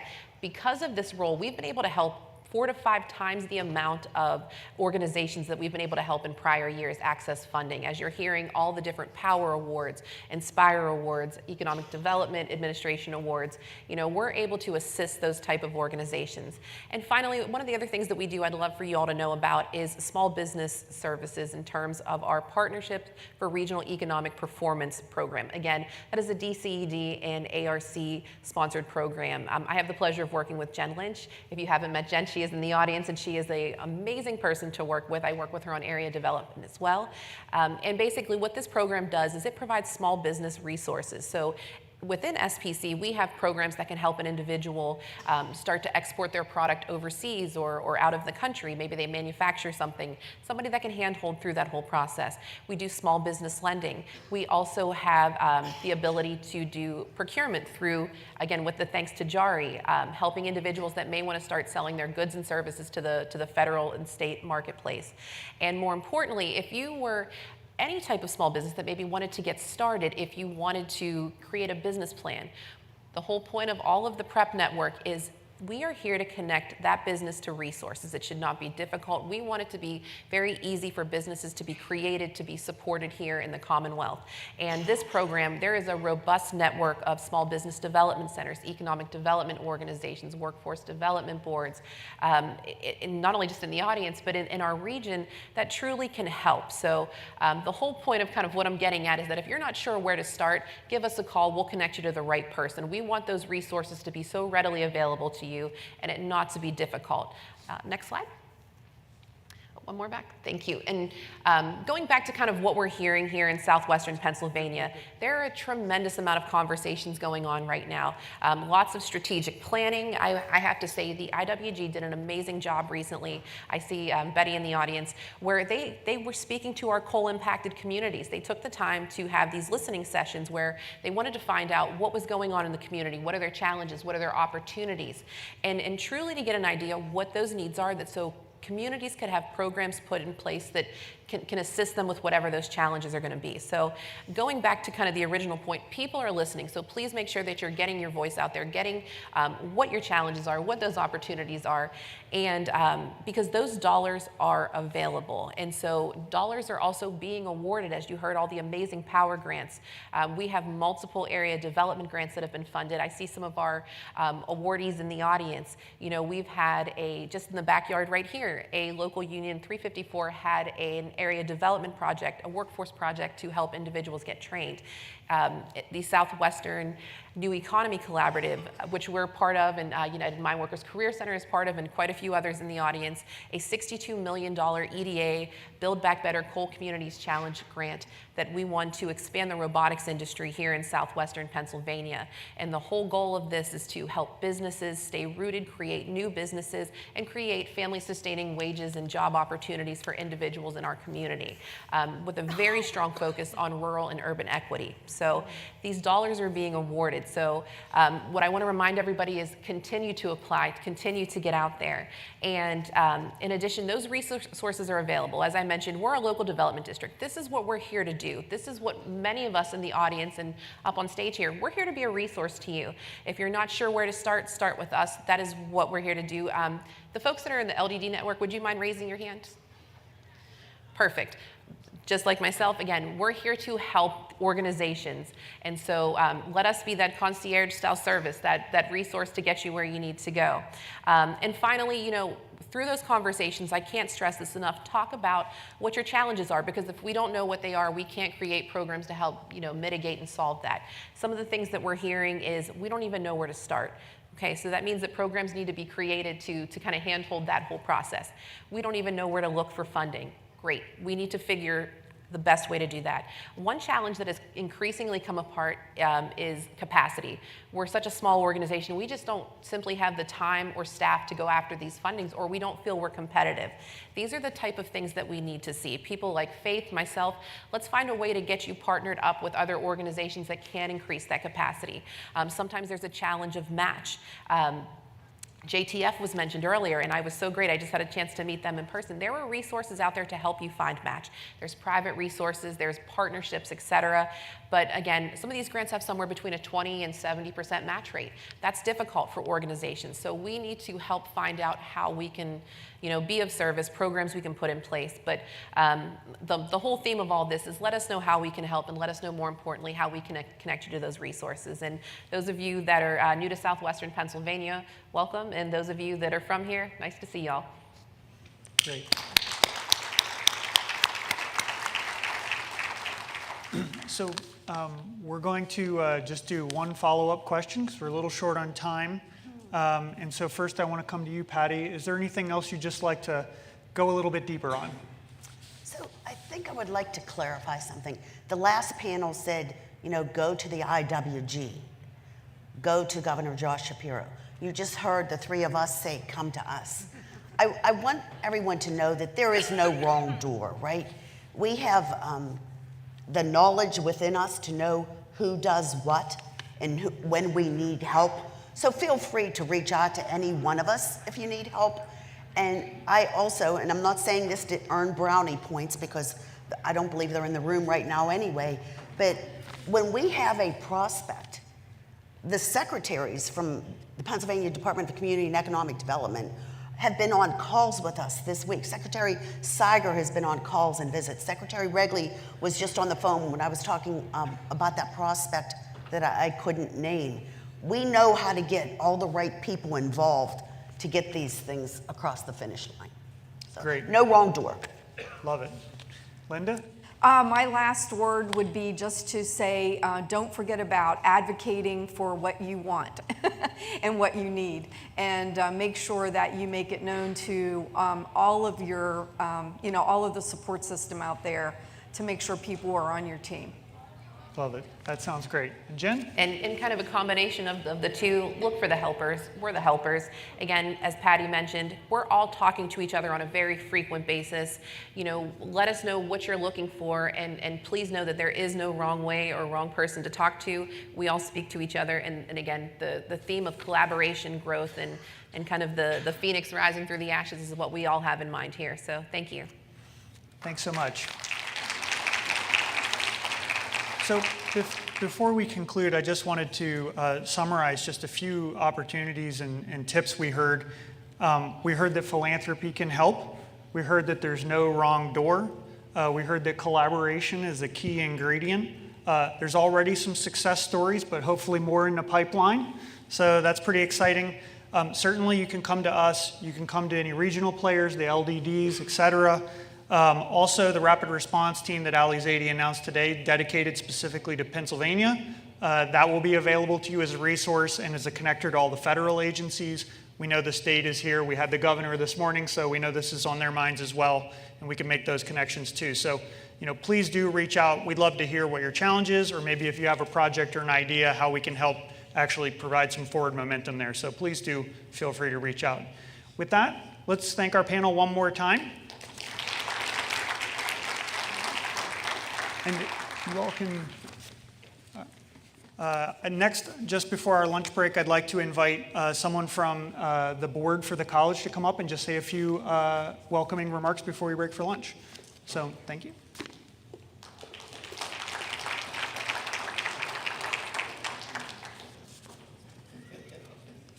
So, Dr. Kerr, if you could come join us. Dr. Kerr is the chairman of the board for the Westmoreland County Community College, excuse me. And sure, you go to the podium. Thank you very much. Thank you. Good day, everyone. How are we doing today? Good, good. Our president, Dr. Stanley, is out of town in Harrisburg, and she asked that I say a few words this morning about the college, and I would like to also acknowledge Dr. Barbara Ferrier, who is a member of our Board of Trustees. Barbara, give us a little wave there. Thank you for being here as well. We are a wonderful Westmoreland County Community College, and we're so pleased to have you here today in our Innovative Science Center for this conference. The Westmoreland College is home to the Student Achievement Center, the Business Industry Center, and education centers in Murraysville, Latrobe, New Kensington, Indiana, and Uniontown.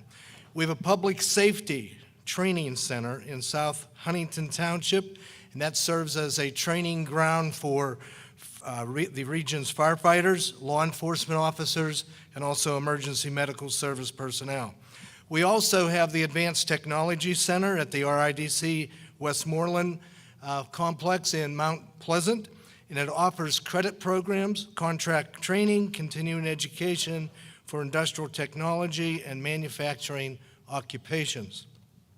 Today, Westmoreland College enrolls more than 3,000 students, and we offer over 100 programs of study in various locations that I had mentioned. The last point I want to point out is that Westmoreland College has been serving the region in workforce education and training for several decades. As business and industry needs are changing, the college works very closely with business and industry, taking a look at high-demand occupations of today and tomorrow, and we offer a multitude of select programs working with various companies such as Kennametal. Other partnership programs include in-demand healthcare nursing, CNA, and surgical tech. Finally, we're pleased to say that Westmoreland County Community College is an extraordinary leader and an integral part of workforce education and training in southwestern Pennsylvania. Once again, welcome to Westmoreland College.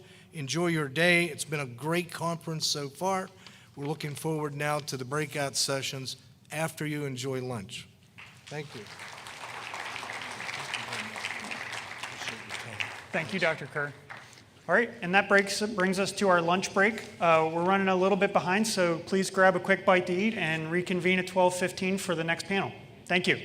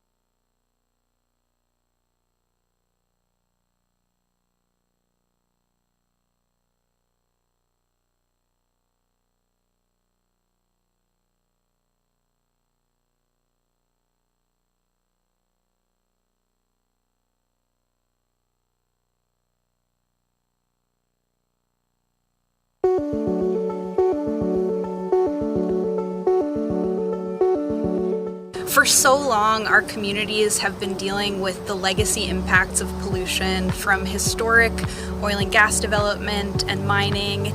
And these are industries that really drove our economy, but have also created a significant amount of environmental harm.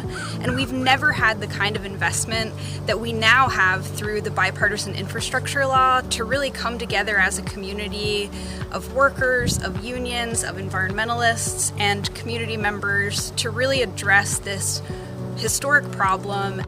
We're one of the fortunate companies that were offered the opportunity to bid on work in Pennsylvania under the infrastructure bill.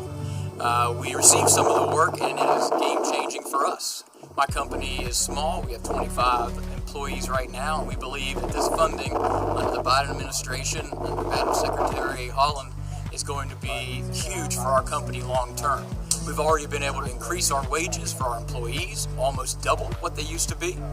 As an emergency physician, I've cared for hundreds, if not thousands, of patients, adults, children with respiratory and cardiovascular illnesses, and this work to cap wells is going to improve the health and well-being of the families and communities that I represent. We have a historic opportunity with the bipartisan infrastructure money and the investment in orphan wells and abandoned mine land to go into long-forgotten communities and clean up legacy pollution. To see this money put back into our region and to also retrain generations of people that did not have opportunities like to see now. We can't do this alone with just local government and local resources. So having this investment by the federal government, particularly to start to cap the number of abandoned wells that we have here in southwestern Pennsylvania, is very impactful. We know what methane can do and has done dealing with the climate issue, climate change over the years, and as we work towards decarbonization and lowering methane emissions, we're going to keep doing that, but we couldn't do this alone.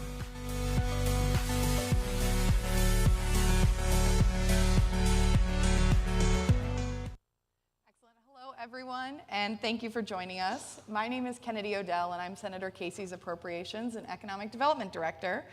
Today, I have the pleasure of serving as the moderator for this excellent panel of state and federal officials. A few logistics before we get started. First, while the folks up here on this stage represent some of the key players in the interagency working group's work, they are far from everyone who's involved, from the Department of Interior to the Small Business Administration, to the EPA and various state agencies. So many people are involved in this revitalization work. I hope you saw many of them at office hours this morning, but those folks are going to remain available for you throughout this process as a part of the rapid response team. So next up, we do not have time to cover everything. We won't even get close. And sadly, because of our time constraint, we won't be able to answer audience questions. However, if you have any questions, please hold on to them. These folks and their representatives will be available to answer them at some point, and that is what the IWG is here for. Now, to the real stuff. This conversation is focused on digging in with these officials about the various programs made possible by the Bipartisan Infrastructure Law, the Inflation Reduction Act, and other legislation that is changing the game for southwestern Pennsylvania. We've got a great crew today. On our panel, we have the pleasure of being joined by DCED Secretary Rick Seiger. We have Jack Rourke, who's the Senior Advisor for Implementation at the U.S. Environmental Protection Agency. Jennifer Friedman, Region 2 Administrator for the Employment and Training Administration of the U.S. Department of Labor. Julia Sicardo, the Director of the Office of Manufacturing and Energy Supply Chains at the U.S. Department of Energy. Dr. Teresa Lawrence, Director of State, Local, Tribal, and Territorial Policy at the Office of Policy at the Department of Energy. And Bob Morgan, who's the State Director for USDA's Rural Development Office here in Pennsylvania. These folks are the real experts, so I'll pass it to them to tell us more about this once-in-a-lifetime period of opportunity. Secretary Seiger, the floor is yours. Thanks. I'll just kick off with a couple brief thoughts here. Really inspired and honored to be here today, especially listening to this morning's program with many of our bosses. I think this is really like a once-in-a-generation opportunity for economic development and community development. And so when I took this job 10 months ago, we made a commitment, and have been very public about this commitment, to try to build a strategy to help Pennsylvania compete globally. And 5 years ago, a core part of that strategy would probably not have been leverage the incredible amount of federal funding focused on, in particular, energy, but also other domains like broadband, to help drive growth in Pennsylvania. So as we think about like the 4 areas where we're focused, right? Making the government work better for businesses and communities, a focus on innovation, a focus on workers and workforce training, and a focus on great places and great regions in Pennsylvania. We see the opportunities created by these laws, these funding opportunities, these tax incentives, as a really core part of the strategy. And to be really specific about that, before turn it over to some colleagues here, as we look at the landscape of sectors where Pennsylvania has a right to win, where we can really lead the world and the country, we see energy, and particularly key sectors of energy, folks have talked about hydrogen here today as one example, as a place where we can compete and win.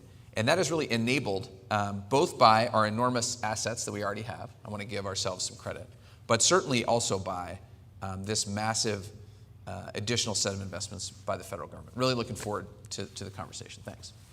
Thanks, Secretary Sager. Next, we'll have Jack Rourke from EPA. Jack. Sure. Well, thanks, everybody. Appreciate you taking the time to join us today. I just want to echo what the Secretary was saying. I think this is truly a historic time, and I just sort of want to touch on some of the work we're doing at EPA and some of the things that could be helpful to this group and to other communities around Pennsylvania. But, to date, EPA has deployed approximately $15 billion in bill and IRA funding since those laws were enacted. This represents more than a 70% increase on what funding that EPA traditionally handles in an average year. And this growth will only continue to accelerate further this year and in the coming years. I also want to share things that we have been delivering on and the President's goals for effective implementation. First, we are focusing on technical assistance, and we've deployed over $1 billion to support local communities, states, tribes, tackle issues of environmental justice, water quality, environmental cleanups, air pollution, and climate change.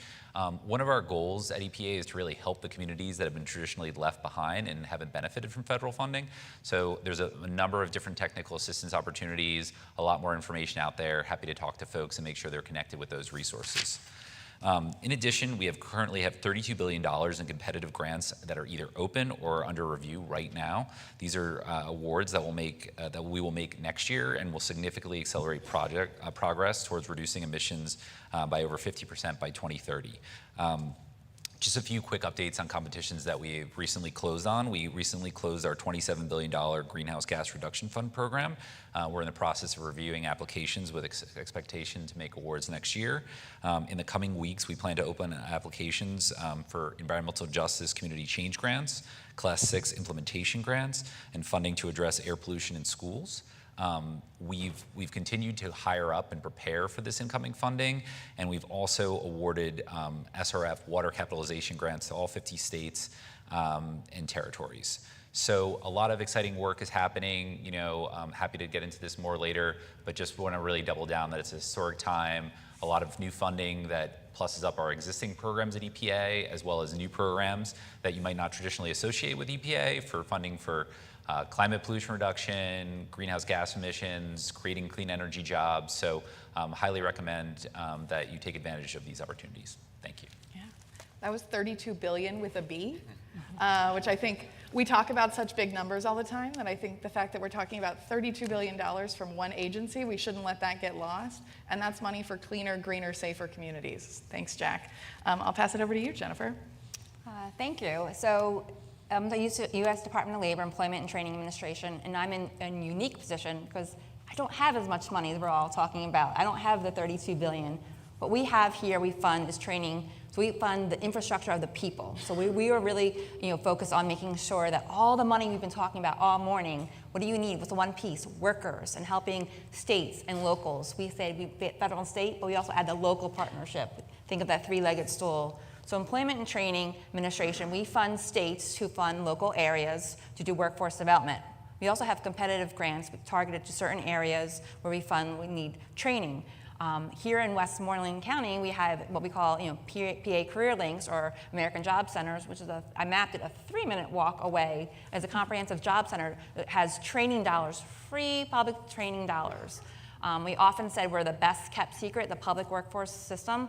It's not really a fun thing to say we're best kept secret. It really isn't good. It really should be the best of opportunity out there, and it shouldn't be a secret. So we fund states and local areas to do free training programs, on-the-job training programs targeted to special populations. We do have an application out, or recently awarded to rural communities, and really focusing in on areas around here and getting the training. We heard this morning about working with partners, with coal miners getting trained. There are thousands and thousands of jobs out there, people, we need training. That is truly free training available, and we really make the connector and convener. So we think of our unique role is working with all of our federal partners, our state partners, and our local partners to help bring the employees to you, to the trainer to you, to say hey, what is it that you need? How can we best match? We can go out and identify it and get those employees there so we can be trained. But once again, it's free public training, and people don't know about it. So help us not make it a secret anymore. Thank you. And I think that idea of pulling back the curtain on the resources available at the federal level is really what the rapid response team is about. And so with Jennifer, it's at the Department of Labor. But when we do that, we sort of demystify things, and then we can get specific and get actually working on those projects once you know what's there. So appreciate that. Julia, we'll pass it to you. Thank you. I think we have a couple slides we'll go through, but it's very nice to be here with everyone. My name is Julia Sicardo, and I lead the Office of Manufacturing and Energy Supply Chains at the Department of Energy. We are a $20 billion investment arm of the Department of Energy, and my goal here today is to share a little bit about who we are, what we do, share a little bit of our impact to date, as well as introduce a couple opportunities that I'm sure are well known to the audience, but represent about $5 billion of capital that we're going to be deploying in energy communities in my office alone, and so want to make sure that everyone in this room is well aware of those. So a little bit about MESC. Obviously, we are all brought here by historic legislation in the Bipartisan Infrastructure Law and the Inflation Reduction Act. Something that may be less well known is that through those pieces of legislation, the Department of Energy actually reorganized in order to deploy $96 billion, with a B, into infrastructure projects, to actually move from investing in research and innovation, which had been a core part of the Department of Energy's legacy, to also investing in bringing real projects up online, creating jobs, building energy products here at home in the US. And through that reorganization, a few offices were moved around and some were formed, like the Office of Manufacturing and Energy Supply Chains. And we exist to invest at the project level, to go into projects where the Department of Energy can provide catalytic capital, where the risk may be seen as too high by the private sector alone, and actually work with the private sector to bring these projects to fruition. Investing in communities is a core premise of our approach, and I will share a little bit more about that in highlighting a few projects. Let's see. All right. So a few of the areas that we're very proud of sit behind me, and I'll highlight a few additional ones. But we've already deployed over $100 million into energy communities and are looking to scale this up more. A few examples of our impact here in Pennsylvania so far. One is our Industrial Assessment Center program. Like the Department of Labor, we are very much focused on ensuring that our supply chains have not only the manufacturing capacity, but also the workforce, which is really the glue that holds our supply chains together to be able to deploy clean energy products. And we have been operating, we've had the pleasure of operating a program that actually has been at DOE for over 30 years, which is this Industrial Assessment Center program, where we are able to partner with academic institutions from community colleges to universities to run energy efficiency assessments for small and medium manufacturers and support their activity. Small and medium manufacturers actually represent 90% of our manufacturing backbone here in the US.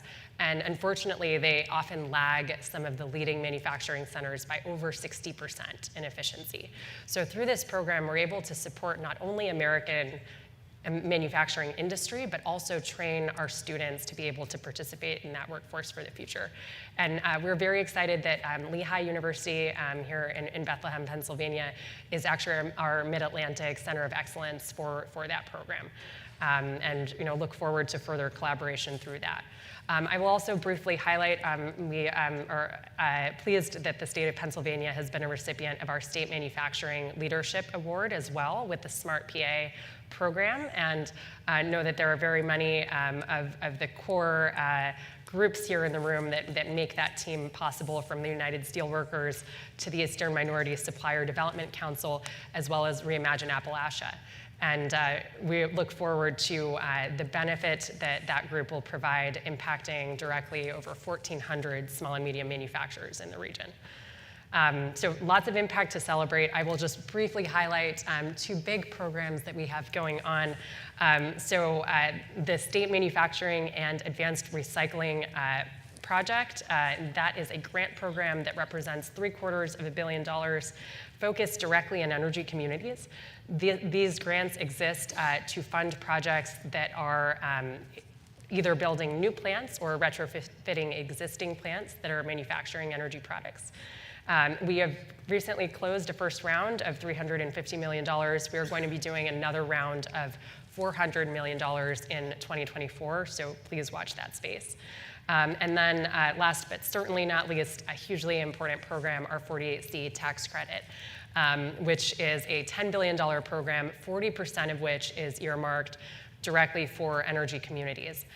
This will allow projects that are focused in not only manufacturing and recycling energy products, also refining and processing critical minerals and recycling them, as well as conducting industrial decarbonization activities to qualify for investment tax credits to support their programs. So lots to cover. My colleagues Rachel and Rob are also here, so we hope that you'll find us if you have any questions. And yeah, they're waving, and look forward to engaging with many of you. Yeah. Thanks. You. Can you what was that number, energy communities only, that's set aside with 48C? Yeah, so 48C is energy communities only 40%. And so we have right now, we're reviewing $4 billion of that. So 40% of that $4 billion are going to be going out to energy communities. We will have a second round of 48C in 2024. And look forward to reviewing the applications we've already received and hopefully receiving even more applications here. Yeah, Pennsylvanians, that's money for us. 40% just energy communities, that's crazy. That's a provision that Senator Casey's been focused on, and that's one that we're excited about in particular. I also think one other theme I wanted to pick up on from Julia's remarks is that we've been talking a lot about attracting new businesses and new starts, but there is a lot of money in these bills for leveling up, for our taking our existing manufacturers and moving them forward, getting them closer to the vanguard of their respective industries and making them more energy efficient. So that's really exciting. We'll pass it down to Dr. Lawrence. Thank you. It's a pleasure to be here today. We have been focusing a lot, just by way of introduction, I'm Teresa Lawrence, the Director of State, Local, Tribal, Territorial Policy within OP at the Department of Energy. So even though we don't actually implement programs, we work very closely with the applied programs within the department, such as Julia's office, and we like to make those connections and develop strategies and solutions so that states and local governments and communities can implement their programs more effectively and get to the desired goals. We understand that communities are at the heart of clean energy deployments, and it is very important to be able to prioritize opportunities to go along with the needs of the communities, the goals of the communities. All of the communities are different, and we focus on not just energy communities, but also disadvantaged, rural and remote communities, tribal nations and communities within. And of course, there's so many intersections. The focus of today, of course, is on energy communities. And we want to make sure that we are providing information that can focus on community-led innovation and have that tailored technical assistance to get those community-driven solutions. At the Department of Energy, we have like so many, Julia mentioned, like over $90 billion to implement 90 new clean energy programs. So we have announcements coming out every single day, different timelines, energy.gov/infrastructure, just to get the rolling list, to the bipartisan infrastructure law, the Inflation Reduction Act. And one thing, we not only have grants and prizes, loans, for example, the Energy Infrastructure and Reinvestment Program through our Loans Programs Office that authorizes $5 billion to carry out up to $250 billion in loan authority for projects that retool, repurpose, repower, or replace energy infrastructure. Through our Office of Clean Energy Demonstrations, there's an ongoing opportunity, not just energy improvements in rural and remote areas, that's at $1 billion, but also clean energy demonstrations on current and former mine lands. Just a range of programs, and just very exciting with all of the possibilities. I wanted to pick up on the tax credit piece. I just have a few slides, just a couple to run through. Wanting to focus on just the unprecedented level of security through this decade-long, through the Inflation Reduction Act for industry. Just focusing on production tax credits and investment tax credits. Just the Section 48 and Section 45 of the Internal Revenue Code. Not getting too technical, but we often hear, folks talking about 45Y and 48E. So these are extended and expanded for the next decade, and it is for commercial taxpayers that are buying, owning, installing clean energy equipment, clean electricity equipment. So this is just a neat comparison piece here, and it is available. There's no application form, to be able to access these. The funds, the tax credits are available. We'll talk about one of the bonus opportunities wherein there is an application that is administered through our Office of Economic Impact and Diversity in participation and coordination with the IRS. Those applications opened yesterday, so very timely for this presentation. That's 48e, that you also may hear about. So those applications are also open, but just focusing on ITC and PTC for renewables, solar, wind, biomass, geothermal, as well as other opportunities for like storage and nuclear. Those are all open. So very exciting. When projects are being planned, the base for the ITC, 6%, but then there's a 5-fold increase if we adhere to, as we heard earlier this morning, with the prevailing wage requirements and apprenticeship opportunities. So it goes up to 30%. So that's the 30% ITC, as well as the capacity for production, for the production tax credit. And then what's so exciting is the bonuses, like the adders, that can really help to fund all of these new pieces of equipment, the new technologies that we want to install to really get to the climate goals, our net zero 2050 goals, our carbon-free electricity goals by 2035. And as part of the analysis that Office of Policy did, we expect bipartisan infrastructure law and Inflation Reduction Act to get to 40% by 2030 to help with the emissions reductions, GHG emissions. So the three bonuses I just wanted to mention here, and they can stack. So that's even more exciting. So the 30% base, and then Energy Communities bonus that we heard about just now, as well as this morning, that's a 10% in addition. And then domestic content for steel and iron that would be produced within the US, or 40% of components. There's another 10% bonus on top of that. And then the low-income communities bonus. As I said, that's the one that opened yesterday. And all applications received within the first 30 days will be treated as having been received on the same date and the same time. So get your applications in, and helping with the think through the planning, because there's a process, a login page. everything on the website, energy.gov/diversity, and then it opens up into like a checklist, very user-friendly. And of course, as was mentioned, we're all available to answer questions and to provide those connections that would be needed. So this shows that 70% for tax credits can be obtained by being thoughtful about the projects that we want to install. And then lastly, as an example, for a $1 million project, 70% can be tax credits, but they can also be $700,000 in elective pay. So that's that game-changing aspect that one of these is, I love the name of this panel, Catalyzing Economic Development, because we not only can increase the goal, accelerate the rate of achievement, expand the area of deployment that we are implementing our projects on, and really just have that clear ramp-up plan from conceptualizing the project to implementation and having minimal ratepayer impacts along the way. So for the elective pay, we now have the opportunity to receive the tax credits, the value of the tax credit as a direct cash payment from the IRS. So that would be the $700,000. In this example, of course, if everything worked well, and there's a process, so there's time to do the pre-filing, registration, get a number, and then file during the regular filing time frame.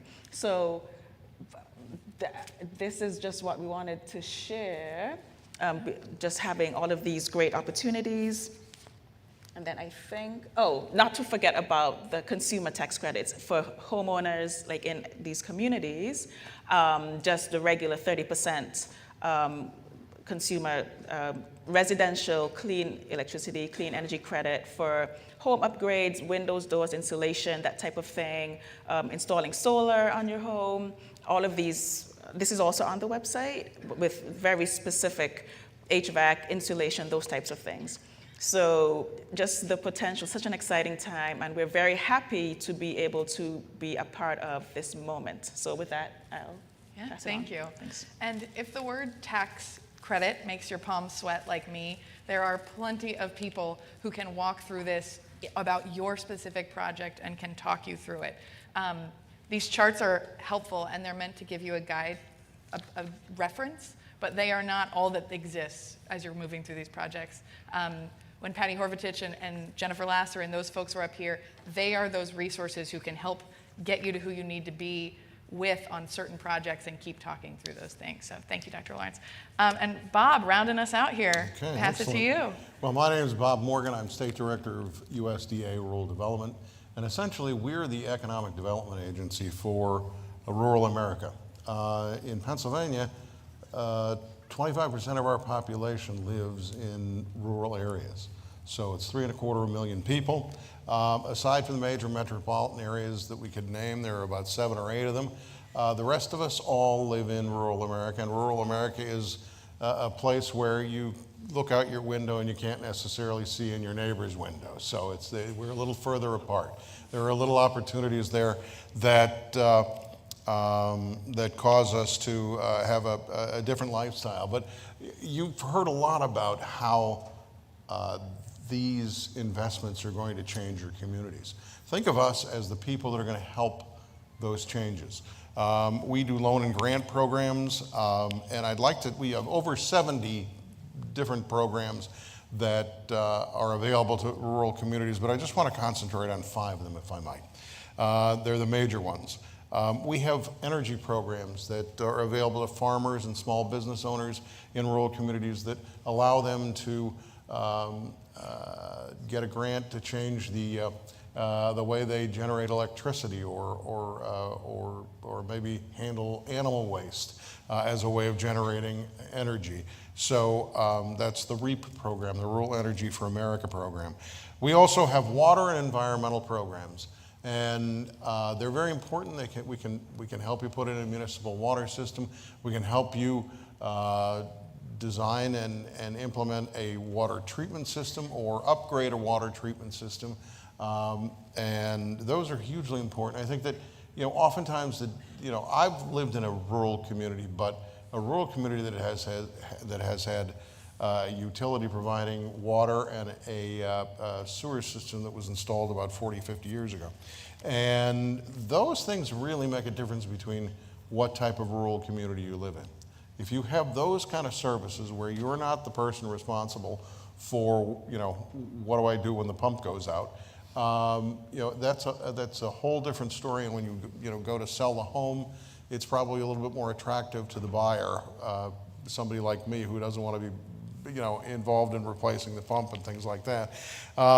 We have business and cooperative programs. Our business programs are designed, they're guarantees, so there has to be some existing bank financing, but if you're growing your business or establishing a new business, we can help with that. We can help reduce the cost of that financial arrangement with the bank.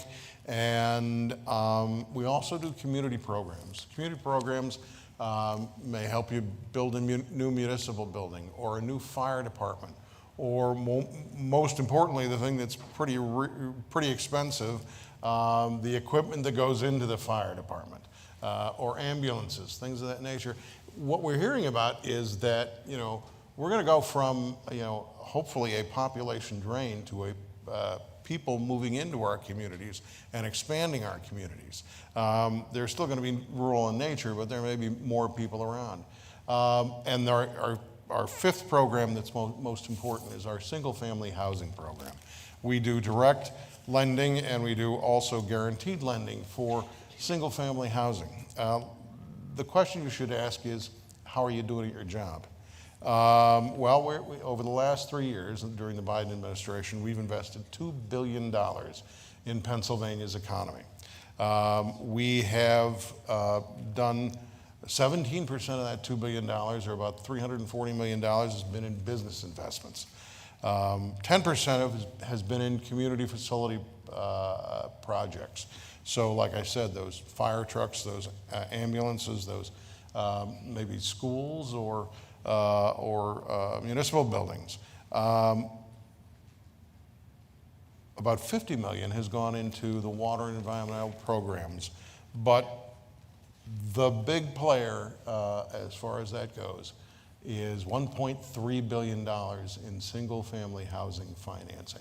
In all likelihood, if you look to your left or your right, you're going to find one of the three of you has a mortgage through us if you're living in a rural community. That is a 65%, that's 65% of the job that we do, about 68% of the job.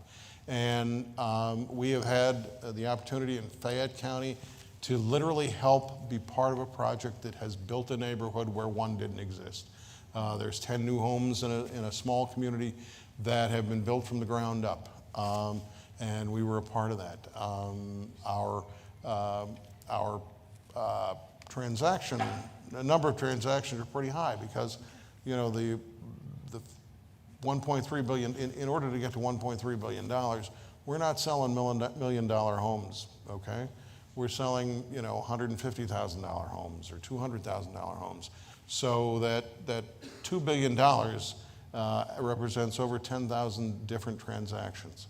We're happy to help. We're happy to support the communities that are here.